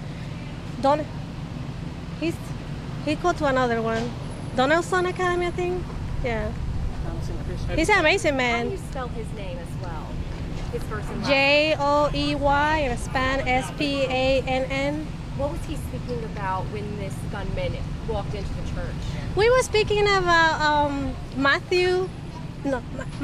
Luke chapter 8.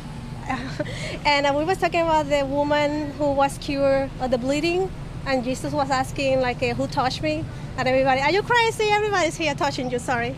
And we were talking about that. That was the... Having gone to church there for 8 years, you must know the community. Kind of from this day forward, how do you expect the community to... You know, we was here talking, we need to do a blood drive after this, you know. We was talking about that. Yeah, we was looking to the future. Did everyone get on their phones to call 911? I don't know, I was talking to 911. I assume, like I say, it's a bunch of seniors. A lot of them don't have cell phone. I just call 911 as soon as possible. You did? Yeah. Personally? Yeah. I know, like, 2 other people was talking on the phone 911 too. Was help here very quickly? Yes, yeah. Can you describe the gunman's demeanor? I know you mentioned the way he was walking, but how was he acting and what was he wearing? He was not acting, he was just in the same position the whole time, you know, like holding the gun and just going to the front, you know. And then he just stayed and looked, and he just came back the same way he came. Yeah. Was he saying anything? No, he don't say nothing. He don't say nothing. He was shooting. Did you recognize him? No, because he have a long black sleeve shirt and a mask. Yeah. He had a mask on? Yeah. Did he look like he had any kind of armor or anything on, or was he wearing just regular clothes? I don't think he have armor because he look mighty skinny. Skinny? Yeah. You know, he don't look like a bulky guy. Yeah. And he was not tall either. Yeah. Can you tell us about this usher that stopped him? He's amazing, Caleb. He tackled him. And he was hurting his head, and without him, I think it can be worse. Yeah. He was a hero today? Yeah, he was a hero today. Yeah. Him and Pastor Joy, because Pastor Joy is the one who started saying, run, it's gunshots, you know. What's his name? Caleb, C-A-L-E-V-B. Yeah.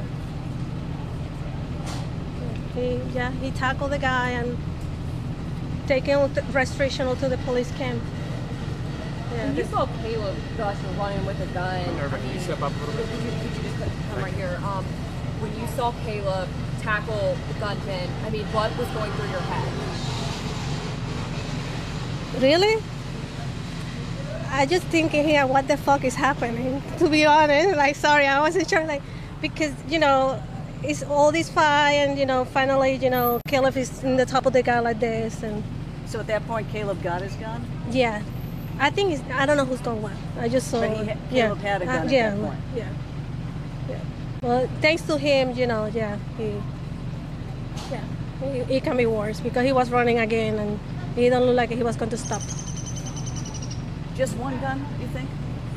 It needs to be more than one, because that little gun don't hold that many, and it was more than, those things used like 6 things, something. And you heard more than that? Yeah, way more than that. Yeah.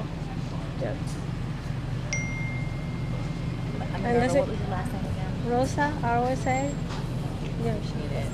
So glad you're okay.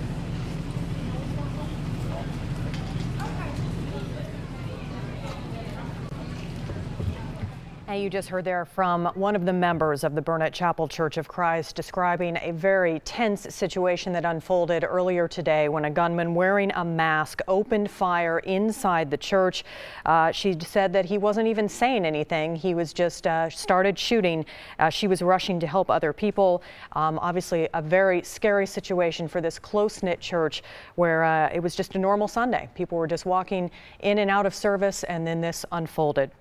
We just heard from Metro Police spokesperson Don Aaron a few moments ago to give us the update on the situation. Let's listen in again as he recaps the situation.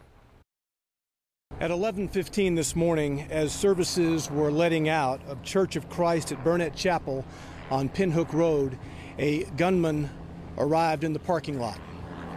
One woman who was walking to her vehicle was immediately fatally wounded by the gunman, who we believe then entered the rear of the church.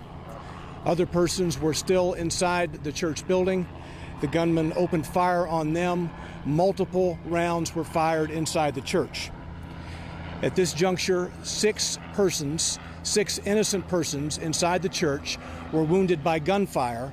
They have been taken to area hospitals. The gunman was wounded by a self-inflicted shot. He too has been taken to a hospital. One of the church members, upon seeing the gunman doing this action inside the church, ran up and confronted him. He was pistol whipped by the gunman. This particular church member has a handgun carry permit.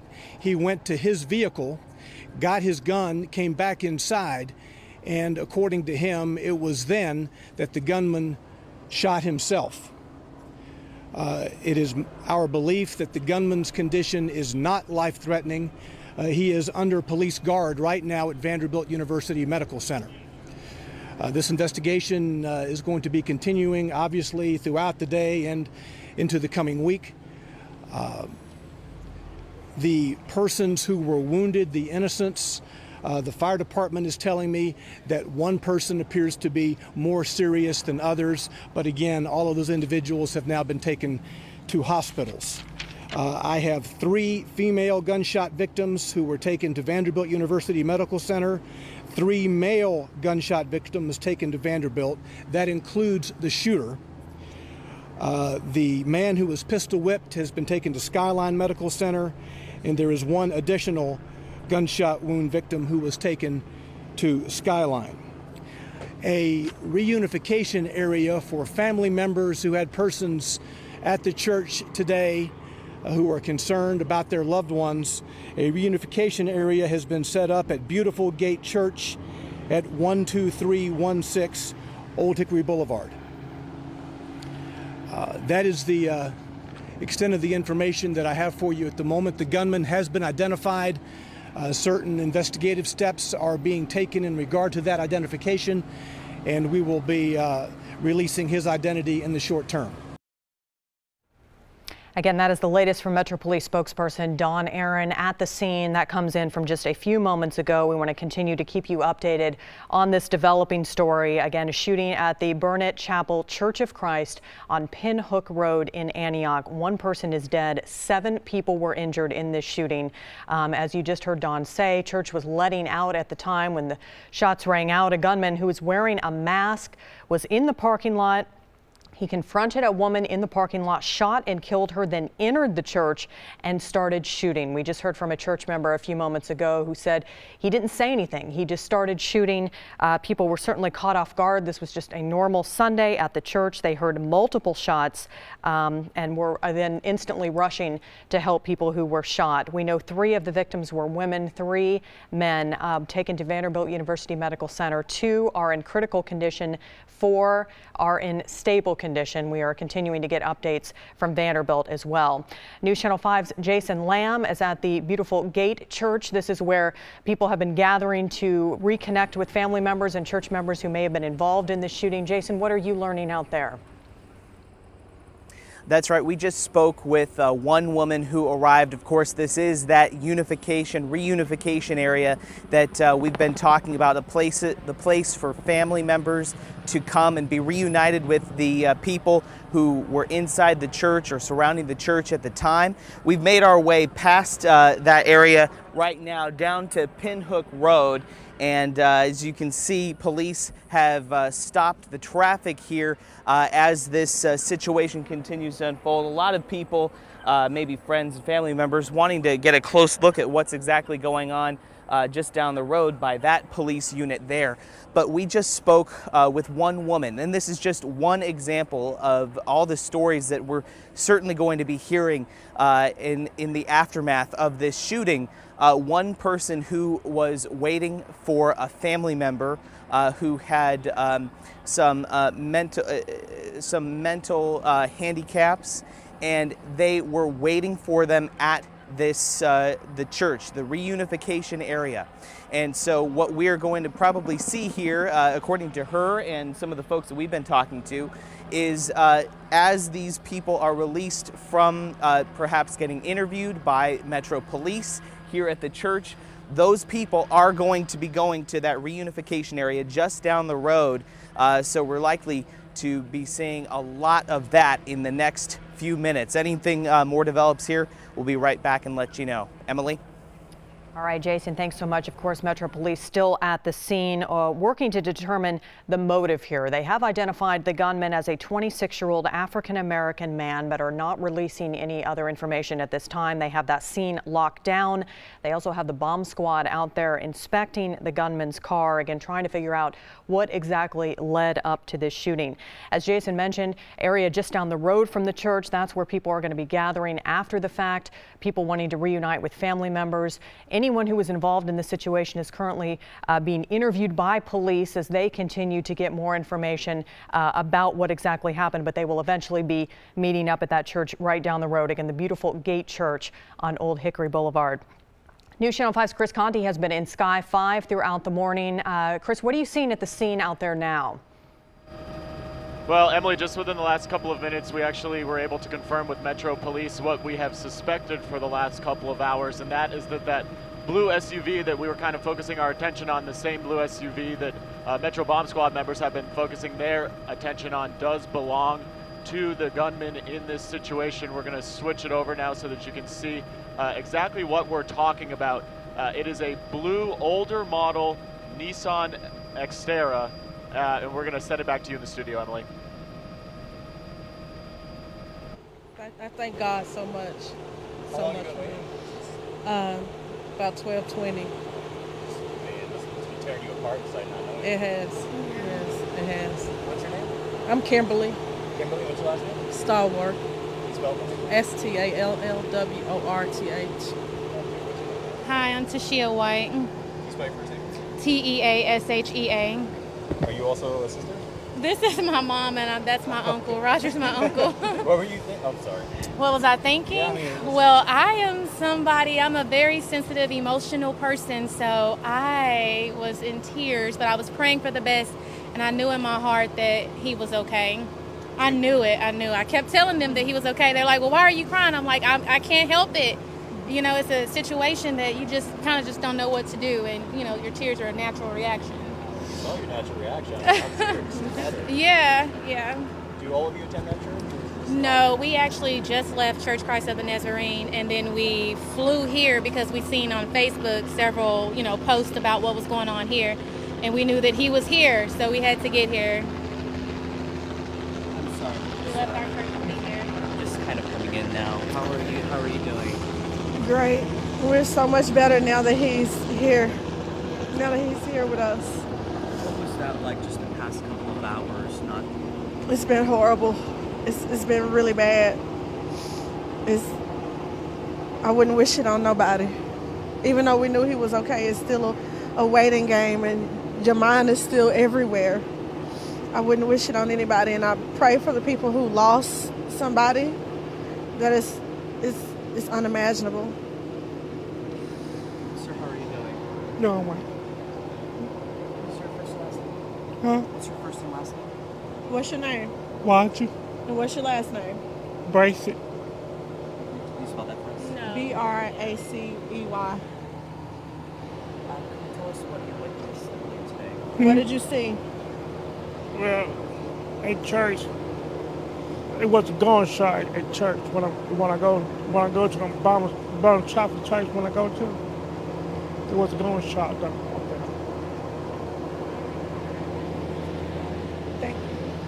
Thank you. Aisha White. Aisha Hespel. And you just heard there from witnesses at the Burnette Chapel Church of Christ who saw what unfolded earlier today. Obviously, they are still extremely emotional, still coming to grips with what exactly happened here as a gunman opened fire inside their church, just as church was letting out at the time after a normal Sunday service. Let's head back to News Channel 5's Chris Conti, who is in Sky 5 over the scene with an update from there. Chris?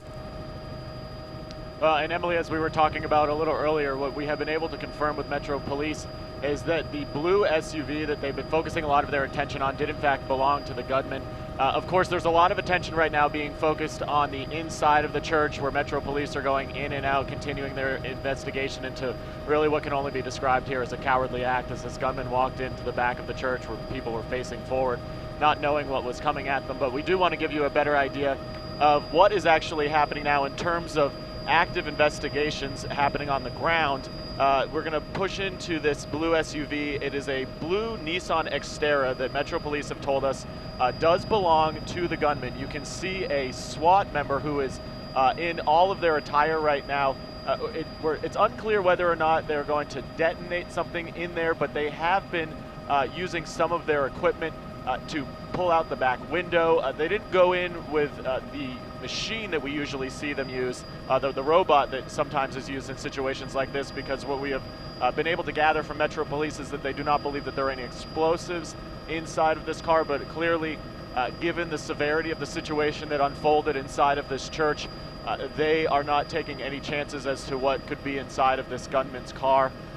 They have been working on this now. Probably we've been watching them for the last 2 or 3 hours, kind of scour this vehicle. Unclear what this man in the SWAT suit is going to be doing here, but clearly, I mean, you don't see them wearing this kind of outfit that often. We're going to kind of keep watching this here. We're thinking maybe they're going to detonate something inside of the car. They have they've run a cable. You can see there one of the bomb squad members has over in the tree there has run a cable from that tree over to the SUV that belongs to the gunman, and we're kind of just watching and waiting to see what's going to happen. You can see here, just kind of in the background, right in the middle of the screen there, this is the church where all this unfolded. To the left of the screen, we're being careful not to show it, but almost, I would say, probably 20 feet away from that SUV that belongs to the gunman is the body of that elderly woman who was shot in the parking lot and did not survive. She was killed instantly. Obviously, that is the saddest part of this entire situation. This poor woman who was just trying to leave church, as she probably usually does every Sunday, and will not be returning home tonight. It's just a really unfortunate situation that's been unfolding on the ground there.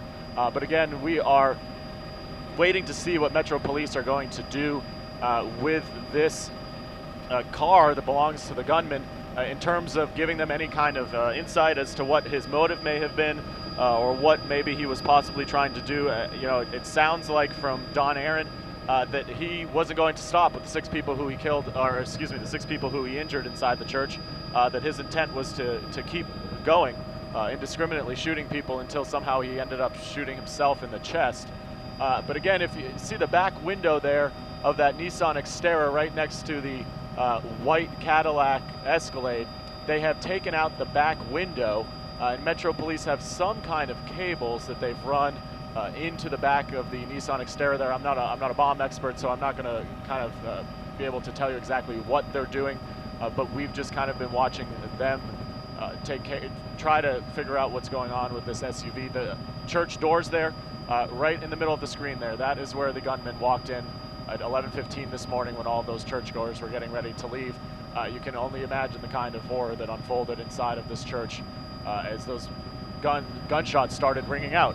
It's remarkable to think about the usher who maybe saved some lives here as he took the situation into his own hands. Bob, if you can pull out just a little bit, bottom right hand of your screen there, backs of the shirts of those men who are up against that SUV say ATF, alcohol, tobacco, firearms, possibly some federal agents who have been brought in to kind of help in this investigation.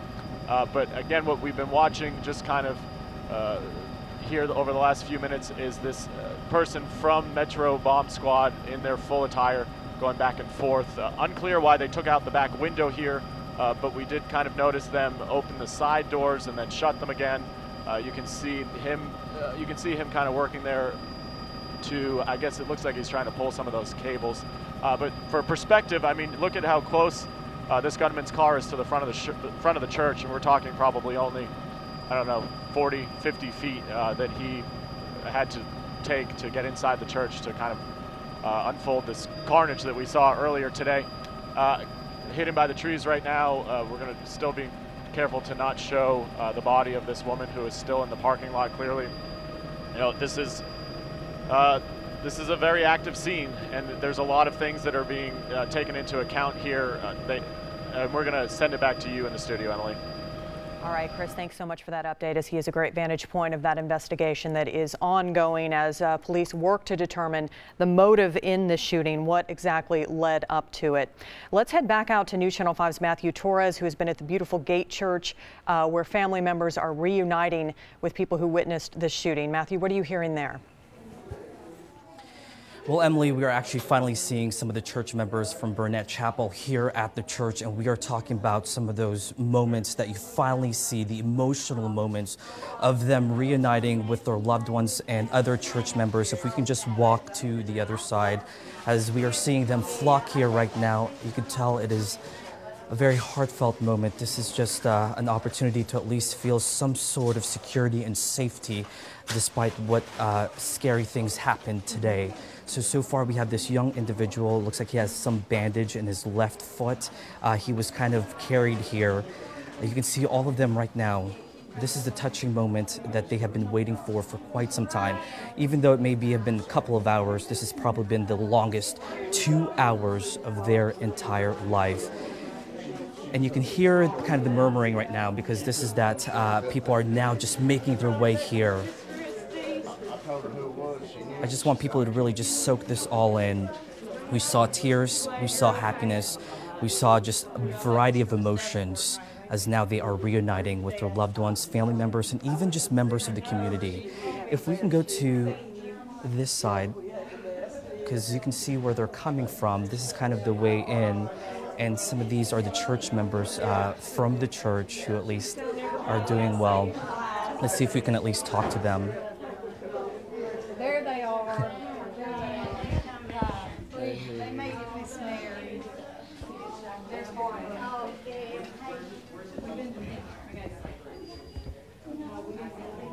As scary and as tough as what happened earlier, this is kind of the opportunity that we get to see of people coming together once again.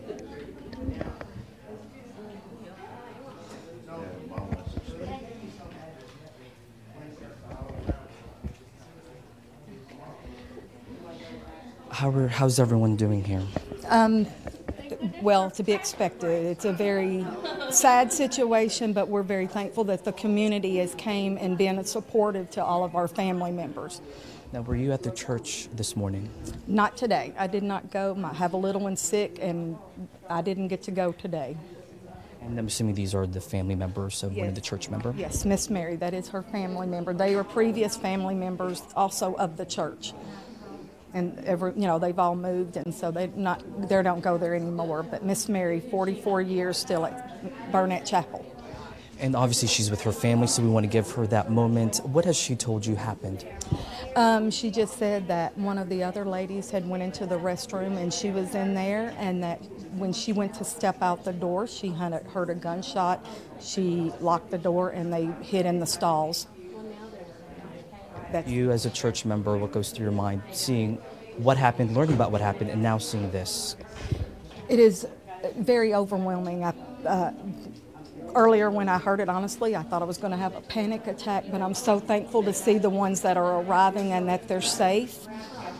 It's a very small community, and we're a very tight-knit church, but we're a very open church. We love for people to come and visit. It's a great place to be. So, are the majority of these church members, or are they just family members? Coming in right here are now family. They were church members, but they're not there any longer. This was the previous pastor there, Darrell Ward. He was our previous minister. But I know they're releasing, some of these are church members that were there today. The little boy laying on the couch, he sprained his ankle because they had him locking up the kids in the kids' room, putting up chairs, barricading the door, and so he was trying to run around and save all the little kids, and he sprained his ankle doing that today. And once again, this is a live look of the reunion with some of the church members, with their family members. If there's one thing that we can do is to show some sort of positive angle to this entirely tragic situation. Please pray for our whole community, not only our family and family church members, but also as the whole community in general. So once again, we are at the church just a quarter of a mile from Burnette Chapel. And once again, that touching moment. If we can go this way, just want to show you the church that they are able to stay. They have opened up their doors here. And so some of them are obviously just now getting here. And so we are able to see them getting ready for whoever is going to take some type of refuge here at the moment as they're bringing out the chairs and getting ready for all the family members and the church members who were impacted by this shooting. And so Miss Mary is one of the ladies that we were able to at least witness reunite with her family. Yeah.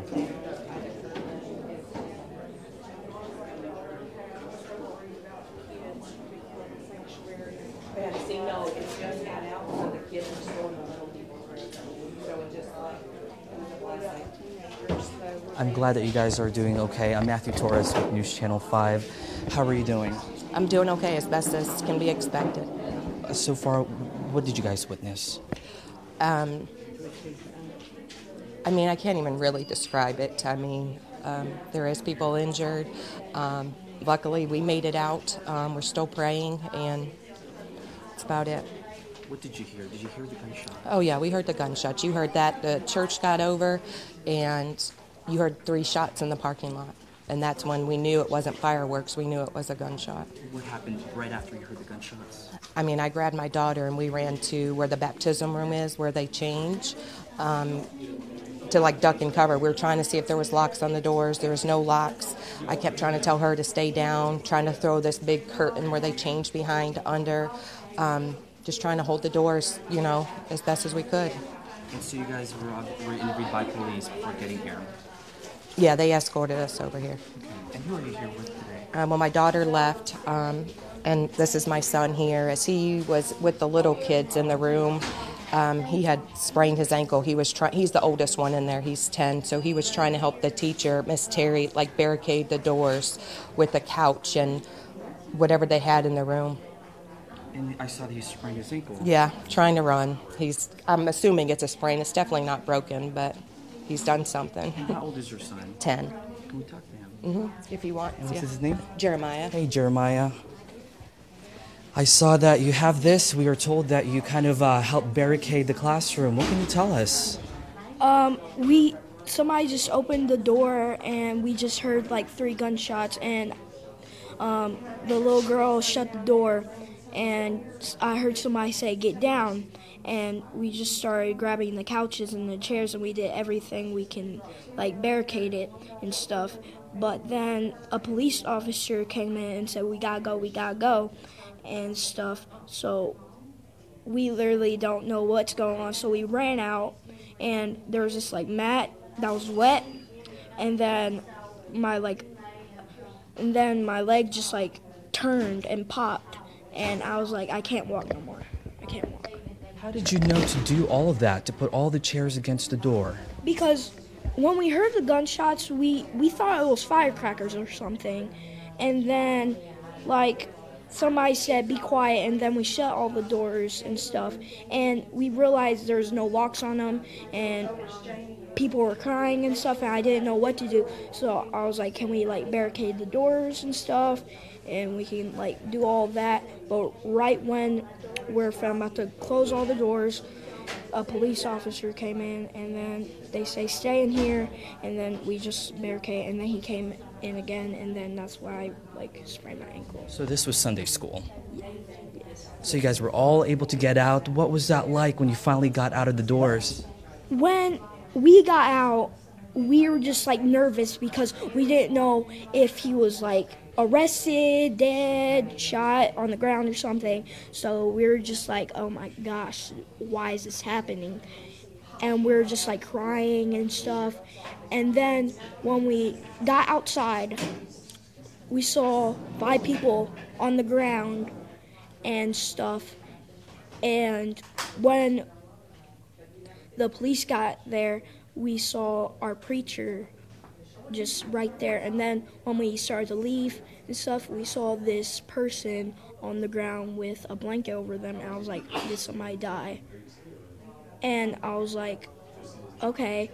there's 6 people dead. I do not know what to do. I don't know if my family's alive yet, so I'm just freaking out. So. Jeremiah, you're now with your mom and your sibling. I'm sure you're not freaking out anymore. Yeah.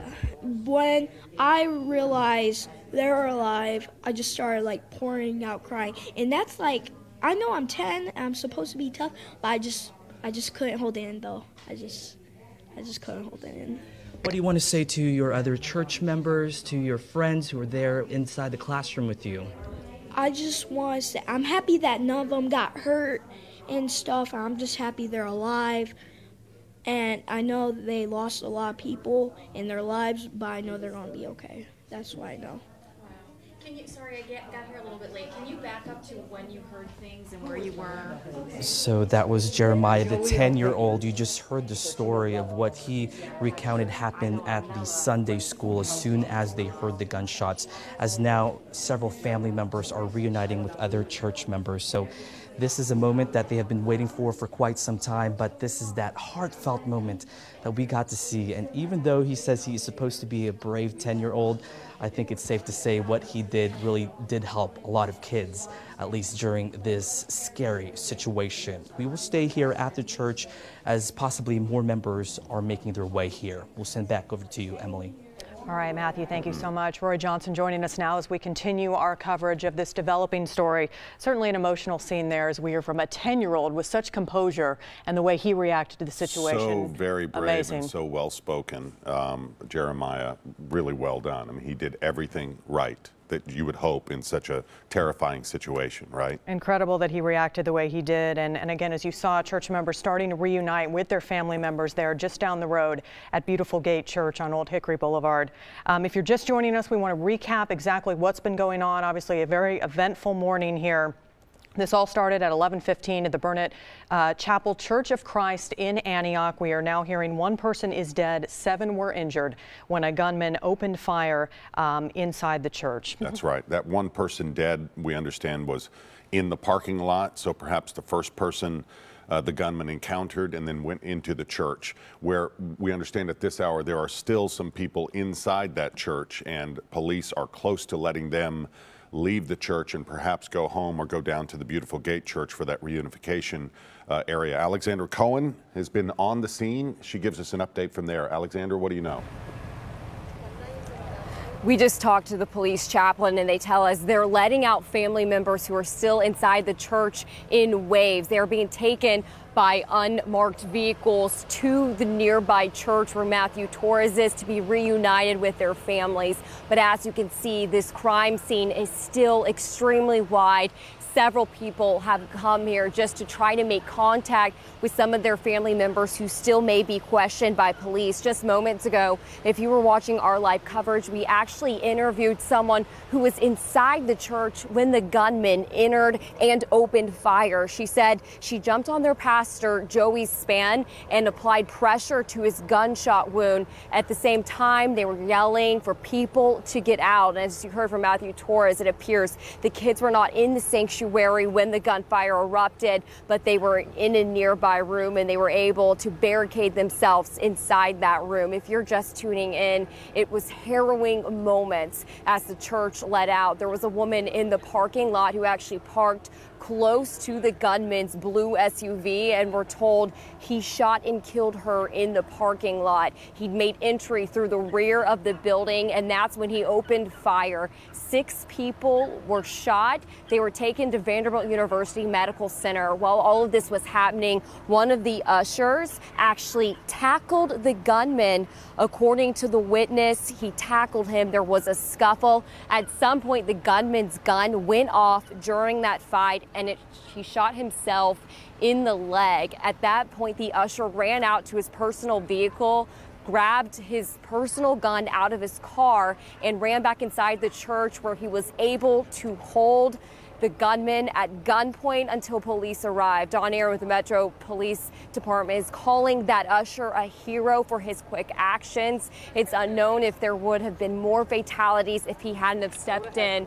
We have a police officer who is coming by. Again, this is still a very active scene, so we are just moving out of the way here. And what we have been watching develop here at the scene is they've surrounded that blue SUV, which according to Don Aaron is the gunman's vehicle. Some of the canine officers who are bomb detection dogs as well as accelerant detection dogs, they actually made some signals to police when they were near that SUV, which is why they have kept the public so far back at this time. They said there were some items inside his SUV that just didn't look quite right.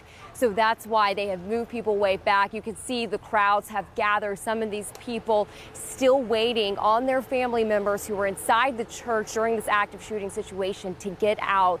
We remain here juggling the scene as well as the press conference. As soon as we get more information on the gunman's identity, we'll let you know. But Metro Police have confirmed he's a 26-year-old male from Rutherford County. They have not released his name at this point, but he is in stable condition after police say he accidentally shot himself during the scuffle with that usher. Again, we did just want to update you from the scene here in between press conferences. As soon as Don Aaron comes back to give us more updates, we'll head back over to the media staging area and be live from there. Emily and Rory, back to you. All right, Alexander, thank you for that update. Again, as police continue to zero in on the gunman's blue SUV, they're keeping a close watch on that, as well as talking to people who witnessed the shooting. Yeah, and so many people were there and heard the gunshots and witnessed what happened, and we're starting to hear from more and more of them. We want to get down to the 5 Alert Center. Dan Kennedy is downstairs. Dan, what do you have as far as reaction? Well, I can tell you, I want to quickly brief on some of the agencies that are assisting with this. Of course, Metro Nashville Police are going to be the lead in this.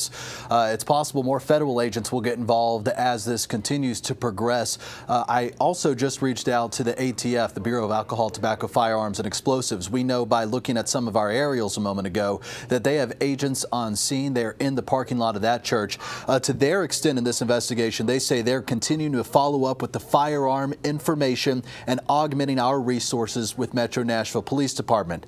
ATF's Gun Crime Intelligence Center is focusing on the background information along with Metro. So ATF is going to be able to help Metro Nashville Police track down where this gun came from, where this 26-year-old obtained it, if it was by legal purposes or means, and the history of this gun. So we can officially confirm just in the last couple minutes that the ATF is now involved as well. We are also getting reaction from politicians and those around the Nashville area, including Mayor Megan Barry, who issued this statement just moments ago saying that this is a terrible tragedy for our city. My heart aches for the family and friends of the deceased, as well as for the wounded victims and their loved ones. Their lives have been forever changed, as has the life of the faith community at Burnette Chapel Church of Christ. You heard in that Matthew Torres interview a few moments ago of folks with the congregation asking for prayers, and they're certainly getting that. And quickly to quote another tweet, this one from Representative Chuck Fleischman. He says, "A shooting in a place of worship is a despicable, heartless action." Back to you. All right, Dan, thanks so much for that update. And we're also continuing to follow what's going on at the scene at this hour. News Channel 5's Chris Conti is in Sky 5 above that area. Chris, what are you seeing from your vantage point? Well, Emily, we are continuing to watch the Metro Bomb Squad, who's being assisted by the ATF right now, kind of hone in on the gunman's car. They have been on the scene here since 11:15 this morning, and they have been scouring his vehicle, seeing if it can give them any type of clues, insight as to why this occurred, how this occurred, possibly if there was some kind of motive here. There's likely going to be a lot of information inside of that vehicle. Again, Alexandra was mentioning that they were unsure if there may have been some explosives in it at the beginning here, so they tried to be very cautious about it. They do not believe that there are any explosives in it now, but there are some items in there that clearly they are a little worried about because they have been kind of spending the last probably 2 hours, some of Metro Police going in and out of the car there.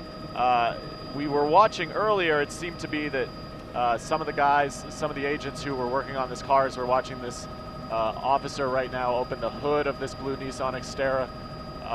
Clearly they don't believe that there's any imminent danger right at this moment because the guys who were going over to this car earlier were just armed, I mean, head to toe with the kind of gear that, you know, would protect them if perhaps, God forbid, something were to go off. We're getting it looks like a thumbs up this agent just gave to some of his colleagues who are watching from across the way there as he just checked out the hood. One can only assume that that means that that everything inside the front of the car there was okay. As we kind of pull out here, we can give you a better vantage point of where some of those just unbelievable reunions are happening, where Matthew Torres is at the beautiful church there. This is probably only, I don't know, I would say 400 or 500 yards down the street, where some of these members of the Burnette Chapel Church have been taken to so that they can reunite with some of their family members. Clearly the view here from 1,200 feet in the air does nothing to kind of explain what's going on inside this church there. Just those interviews are just, they're heart-wrenching. I mean, it's just giving you an idea of the pure carnage and hell that unfolded inside of the church there this morning as that gunman came in. People literally hiding behind couches and chairs, trying to keep themselves safe as people were being shot around them, not knowing, where their family members were inside of the church. It does appear that after the gunman got out of his car, he probably walked no more than 10 or 15 feet where he encountered that one elderly woman who he shot and killed, and she died immediately on the scene there. And then he turned his attention to the rest of the congregation, where he would continue to unleash his fury in an indiscriminate manner, according to Metro Police spokesman Don Aaron, where he just fired at random. None of these people had any idea that this was coming. We have heard some reports that people who have been coming to this church for a very, very long time did not recognize this gentleman. They do not know who he is. It appears that he was not a regular church member or a parishioner in this church. Again, as you're kind of watching the gunman's car here, it seems as though from the air that they have kind of neutralized this situation to the extent that is possible, as a lot of these guys who are now going over to begin digging through the gunman's car are not wearing the heavy armor that we were seeing earlier, some of the SWAT guys. But hopefully, whatever's in this SUV gives them some clues as to what may have happened here. We're trying to get a better idea of some of the things they've pulled out here so far. It's hard to see from up here in the air, but you can see this person with a gun didn't have to travel very far to get into the front doors of the church. The back of the church, unclear where people were, as this kind of was all unfolding. But as you heard Don Aaron say much earlier today, a lot of these folks were just sitting in pews facing the front of the chapel there and did not see this gentleman come in, except for the usher, who can only be described as a hero here, who managed to stop him at some point by going back out to the parking lot. In terms of the reunions that are happening, you also have to remember here that in the parking lot still sit parishioners' cars, vehicles. This unfolded so quickly at 11:15 this morning that folks didn't have time to get their cars out of the parking lot. Clearly, they were only concerned about staying alive and helping some of their parishioners who had just been shot right in front of them during this normal Sunday service that has happened so regularly and without incident for years. This church has been around for a very long time, and never did anyone here ever expect that something like this would happen. We've been talking a little bit about location to give you some perspective. We are probably about 3 miles to the west of Percy Priest Lake here. Off to the north of us right now is Four Corners Marina. Just to give you an idea, if you're kind of wondering where this kind of all unfolded here, we're kind of towards the back end of Percy Priest Lake. The Metro Police still, as we were talking about earlier, do have some folks inside there who they've been talking to, trying to get a better idea. Witnesses, who were not injured and had to be taken to the hospital. There are so many people whose lives have been changed by what happened here at 11:15 this morning. I mean, it is going to be hard for folks to forget the carnage and terror that unfolded in this church, and they will likely never be the same. Something like this happens and it changes you forever. I mean, how could it not? Just going into your normal Sunday service, doing something that you think is going to be peaceful, trying to, spend some moments with God, and then it turns into this. It's just been a really, really harrowing morning for a lot of folks as we continue to watch here as the ATF has now moved in with some other members of Metro Police. Dan Kennedy talking there that there are a lot of agencies who have come in to help Metro here as, they try to put together the pieces of what unfolded here. We're going to continue to monitor this situation from up in the air. For right now, we're going to send it back to you, Rory and Emily, in the studio. Chris Conti live in Sky 5. We appreciate it so much, and so much information is coming in as this story develops, including, we've heard, Emily, reports not confirmed that the preacher there at the church, Joey Spann, had been shot. That's not confirmed yet, but we do know that he was there, and got an interesting bit of information about his past. Something that happened to him 6 years ago when he was coaching the Good Pasture girls basketball team, right? Yeah, this is, again, just into our newsroom, but what we're hearing is he was actually considered dead 6 years ago after he had a cardiac arrest while he was coaching the Good Pasture girls basketball team. This was against Lipscomb High School. Someone who had a defibrillator at the time was able to revive him about 15 minutes after he lost consciousness. Again, this is Joey Spann, the minister at the Burnette Chapel Church of Christ. We have heard from people at the scene. He, as well as his wife, were shot in this exchange earlier today. We're still waiting to get that confirmed from police, but obviously a heartbreaking situation for him regardless, being a that second lease on life, and now this happens, now right? all unfolds at his church. If indeed he was shot, that he'll be okay. And speaking of the victims, many of them at Vanderbilt Medical Center, we want to check in with Kimberly Davis, who is live there. Kimberly, what do you know? Rory, well, Emily just said this is a heartbreaking situation, and the outpouring of support from other churches in the community has been seen for sure this afternoon. We just spoke with a pastor from a church in Fairview. He said his church was in the Antioch area, and he says when a tragedy happens like this to one church, it happens to us all. And there have been a lot of people going in and out of the hospital saying they are just here to check on the patients who are here and making sure that they are okay. Again, there are 6 patients being treated here at Vanderbilt University Medical Center who were involved in that church shooting. Now, I just got an update from a spokesperson here at the hospital, and she is saying right now they still have 6 patients, but things could be changing. She said she will be coming out momentarily to give us an update on that. Now, Don Aaron, a spokesperson with Metro Police, just told us that the gunman sounds like he accidentally shot himself in the chest, and that's how he ended up being transported here to the hospital. At last check, when I spoke with the hospital, they told us that 2 people were in critical condition. The 2 people who were in critical condition both had torso or gunshot wounds to the chest. And now Don Aaron is saying that the gunman no longer is in critical condition. His injuries are believed to be non-life-threatening. And I did check with the hospital spokesperson here, and she says whatever Don Aaron says, he got that information for them. So it looks like just 1 person is in critical condition here at the hospital. The other 4 are stable. Again, that gunman has not been identified. All the police department is telling us is that he is a 26-year-old black man. As you can see, there are still officers here on the scene. There are 3 Metro Police officer vehicles here. They have been here since we arrived on the scene around 12:15 this afternoon, and they are not leaving. They are waiting for the gunman to receive his treatment, and of course he will be taken into custody. Now, the hospital says they will not be speaking with us until later on in the day, maybe at this hour. They say they will not be talking to us on camera, but they are telling us they can't tell us much information because of privacy issues. So we'll stay out here and hopefully have another update for you once that spokesperson comes out here on the scene. Back to you guys in the studio. Okay, Kim, thank you. And of course, as this continues to unfold, we are hearing more from witnesses who were there, saw part of this.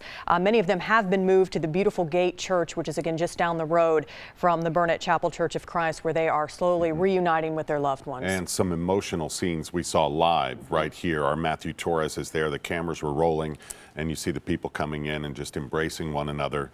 And of course, the church community has really come together to help the people from Burnette Chapel. We heard just a few minutes ago from a young man, first his mother, and then we heard from Jeremiah, 10 years old, laying there on a sofa because he injured his ankle when all of this happened, but showed such composure. And we wanted to roll a bit of that tape to show you what he said. He was there in the church with his mom when they heard, I guess they were gathered in the lobby, they heard 3 gunshots outside in the parking lot and immediately knew that it was gunshots, and they took action. And here's what Jeremiah had to say. We just heard like 3 gunshots, and the little girl shut the door, and I heard somebody say, "Get down," and we just started grabbing the couches and the chairs, and we did everything we can, like barricade it and stuff. But then a police officer came in and said, we gotta go, and stuff. So we literally don't know what's going on. Again, so well spoken. Jeremiah Reese, who is now recovering and doing well, and he's one of the young heroes, I would say. Certainly, and News Channel 5's Matthew Torres did that interview just a few moments ago. He has been at the Beautiful Gate Church where people are reuniting with their family members. He stands by now for us to give us an update. Who, of course, Matthew, we're all wondering more about the minister Joey Spann, how he's doing. What are you hearing about that? Well, since we got here, we actually heard from the pastors of this church who said they heard that Joey Spann was shot somewhere in the chest. As far as his condition, that is, of course, what Kimberly Davis has been monitoring this whole time. But we are told that he was at Vanderbilt. In fact, we interviewed Joey Spann's friend of 40 years and also a Church of Christ preacher down in Brentwood. He says he hasn't been able to talk with Joey or his wife, Peggy. But again, scary situation and moments for him when he learned from other members and really through his funnel of friends that Joey was shot in the chest. Again, that is according to a longtime friend and another Church of Christ preacher. He also said that apparently he is an employee of Nashville Christian Schools and that he was an alumnus of Lipscomb University. But of course, this is just a little bit of the information that we are learning here as family members reunited with the church members here at Beautiful Gate Church. As far as that, again, the minister Joey Spann, we are told that he was someone who was very kind, very friendly, and kept that church in a close, tight-knit community. So we are hoping to get more information here.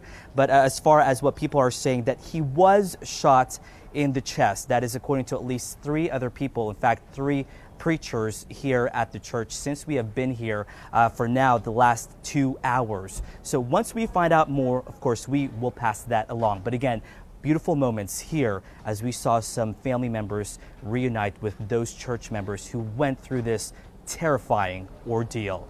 Roy and Emily, back to you. All right, Matthew, thank you so much. And as he mentioned, certainly still very emotional scene out there as people are reuniting with their family members. We have heard from several people that this was an older congregation at this church, a very close-knit congregation. Obviously, many people heartbroken, even if they weren't there and they didn't witness that, what happened. They're still very, very troubled by what went on earlier today. That's right. Obviously, a huge police response to this shooting that happened at about 11:15 this morning in Antioch. Not only Metro Police Department, but many other law enforcement agencies, including, we've heard now, the TBI, the ATF, on the scene checking out that SUV. Don Aaron, the spokesman for Metro Police, held a brief news conference, I'd say within the past hour or so, maybe a little longer than that. And we want to kind of re-cue that in case you're just joining us, because he shared a lot of good information. Let's listen into that once again. At 11:15 this morning, as services were letting out of Church of Christ at Burnette Chapel on Pinhook Road, a gunman arrived in the parking lot. One woman who was walking to her vehicle was immediately fatally wounded by the gunman, who we believe then entered the rear of the church.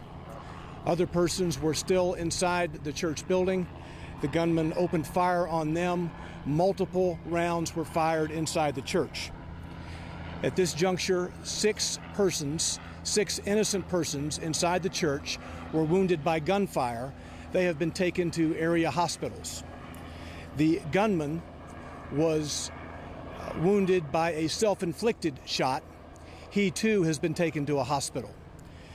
One of the church members, upon seeing the gunman doing this action inside the church, ran up and confronted him. He was pistol whipped by the gunman. This particular church member has a handgun carry permit. He went to his vehicle, got his gun, came back inside, and according to him, it was then that the gunman shot himself. It is our belief that the gunman's condition is not life-threatening. He is under police guard right now at Vanderbilt University Medical Center. This investigation is going to be continuing, obviously, throughout the day and into the coming week. The persons who were wounded, the innocents, the fire department is telling me that one person appears to be more serious than others, but again, all of those individuals have now been taken to hospitals. I have 3 female gunshot victims who were taken to Vanderbilt University Medical Center, 3 male gunshot victims taken to Vanderbilt. That includes the shooter. The man who was pistol whipped has been taken to Skyline Medical Center, and there is 1 additional gunshot wound victim who was taken to Skyline. A reunification area for family members who had persons at the church today who are concerned about their loved ones. A reunification area has been set up at Beautiful Gate Church at 12316 Old Hickory Boulevard. That is the extent of the information that I have for you at the moment. The gunman has been identified. Certain investigative steps are being taken in regard to that identification, and we will be releasing his identity in the short term. Wow. And that Don is, Aaron. yeah, that's the latest from Metro Police spokesperson Don Aaron. Again, what we know about the gunman at this point, a 26-year-old African-American man from Rutherford County. That's all police are able to release at this time. That's right. And we don't know if there is a connection with the church or not. But again, a lot of good detail there from Don Aaron about what happened. And we know that he left his car running. So just pulled right up. Apparently there was that confrontation in the parking lot, and then he entered the backside of the church. And we're seeing some of the people, as we mentioned, an older congregation there at Burnette Chapel Church of Christ. One witness said there's a small congregation, maybe about 60 members, and they were celebrating, one witness said, a yard sale that they had held, a fundraiser in the days leading up to today to try to send some of the children to a Bible camp. And they had wrapped up, I believe, their service, and many of them gathered in the lobby to celebrate the fact that they had reached a fundraising goal. And that's when they heard the gunshots, and obviously the chaos just broke out at that point. Yeah, and certainly, as we've mentioned, a very close-knit church. This was just a normal Sunday service. Yeah. They were just going in like they normally do, and as they were letting out, that's when all the chaos erupted. And we did speak to someone earlier today who kind of talked about how close-knit that area was. It's a pretty close-knit congregation, it really is. Very friendly, open to everybody. Anybody's welcome to come. Again, a lot of people just kind of reacting with shock, obviously, just a normal, quiet Sunday morning, and all of a sudden gunfire erupts. But so many people that we've heard from, Emily, seemed to just kind of do the right thing immediately. They knew what to do. They went to protect children, barricade themselves. Others just went to hide or run. And then, of course, we have the one hero who actually confronted the gunman. Yeah, the church usher who happened to be inside the church when shots rang out, confronted the gunman. He was pistol whipped in that exchange. He then went out to the parking lot to get his personal gun out of his car. When he came back into the church, that's when the gunman shot himself in the chest during some kind of exchange there. Again, the gunman has been transported to Vanderbilt University Medical Center. We are waiting for more information on his condition and, of course, the motive. We don't know what led up to this. We don't know why he acted the way that he did. But as we mentioned, his blue SUV was parked very close to the church. That is obviously at the center of the investigation right now. As a bomb squad has been out there, they've been inspecting that car, hoping that it maybe provides some clues. Absolutely. And that's protocol. They have to be very, very careful. They don't know what they might find inside that car. So I understand Don Aaron is giving us an update once again. Let's go live to the scene and listen in. Emmanuel Kadega Sampson. I'm going to spell his name. E-M-A-N-U-E-L, middle name K-I-D-E-G-A, last name Sampson, S-A-M-S-O-N. He is 25 years old. As I mentioned in an earlier briefing, he sustained a gunshot wound, probably from his own, from his own weapon, as he was in a struggle with one of the church ushers. It's my understanding from Vanderbilt University Medical Center that Sampson is being medically cleared to be released. Our detectives are obtaining at this moment a murder warrant as well as numerous attempted murder arrest warrants against Sampson. So as he's coming out of the hospital, he will be immediately in Metro Police custody. Our detectives will attempt to interview him, and he will be jailed tonight on a number of very serious charges, at least one homicide warrant and multiple attempted homicide warrants. I have now the names of the persons who were shot at the church this morning. William Jenkins, age 83, who is in stable condition at Vanderbilt.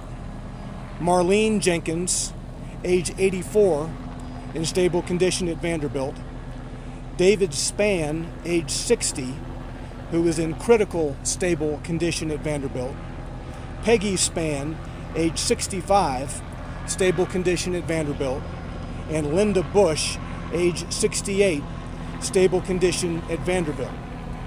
At Skyline Medical Center is Catherine with a K, Dickerson, age 64, in stable condition. Also at Skyline is Robert Engel, that's E-N-G-L-E, age 22. Mr. Engel is the usher at the church this morning who confronted the gunman and we believe is the hero today. With me now is Nashville Police Chief Steve Anderson, who will have a statement, then we'll take some questions. So shortly after 11 today, we received an active shooter, active killer call at this location, and our officers responded, as did the Metropolitan Nashville Fire Department. And as you just heard, we have one person received fatal gunshot, 6 persons injured. What I would say about Mr. Robert Engel, the usher, he physically engaged the shooter, and during the struggle, the shooter was shot. At this time, we don't know exactly how that happened, whether he shot himself or whether the gun discharged during the struggle. Mr. Engel sustained serious injuries himself, and he's the hero. He's the person that stopped this madness, and so we're very, very, very grateful to him. Questions? Was Mr. Engel shot or just beat? We think he was just beat at this time with the pistol, yes. Still under investigation? Still under investigation. Do we have any idea what Mr. Sampson, why he came to this church? We've received some preliminary information, but at this point we want to fully develop it before we release it. But it could be a variety of reasons, and we always take that into account. A lot of activity around his vehicle. Have you found anything? Nothing of note, but we were very cautious, and as you can see, we had our hazardous device personnel, our bomb squad, to carefully examine it because we were very concerned, but at this point, nothing of note. Chief, we had one witness from inside say she heard a lot of gunshots, more than might have come from one handgun. Well, as far as we know, they've just one at this time, but keep in mind that one weapon can discharge multiple rounds, and you can see the number of people that were wounded by gunfire. There was supposed to be a church service tonight at 5 o'clock here, and there's a number of church services in Nashville. What would you like to say to the people in Nashville after this incident? Well, I think first of all, recognize the bravery of the individual that stopped this madness, Mr. Engel. But for everybody to gather together, and anywhere that 1 or 2 or 3 or 10 people are gathered is subject to something like this. But we certainly don't want to let this interfere with our lives. We go about our lives as usual, and we take this into account. Many people have called on us to receive training at churches and businesses, what happens if an active killer comes on their premises, and we're always happy to go out and provide that training.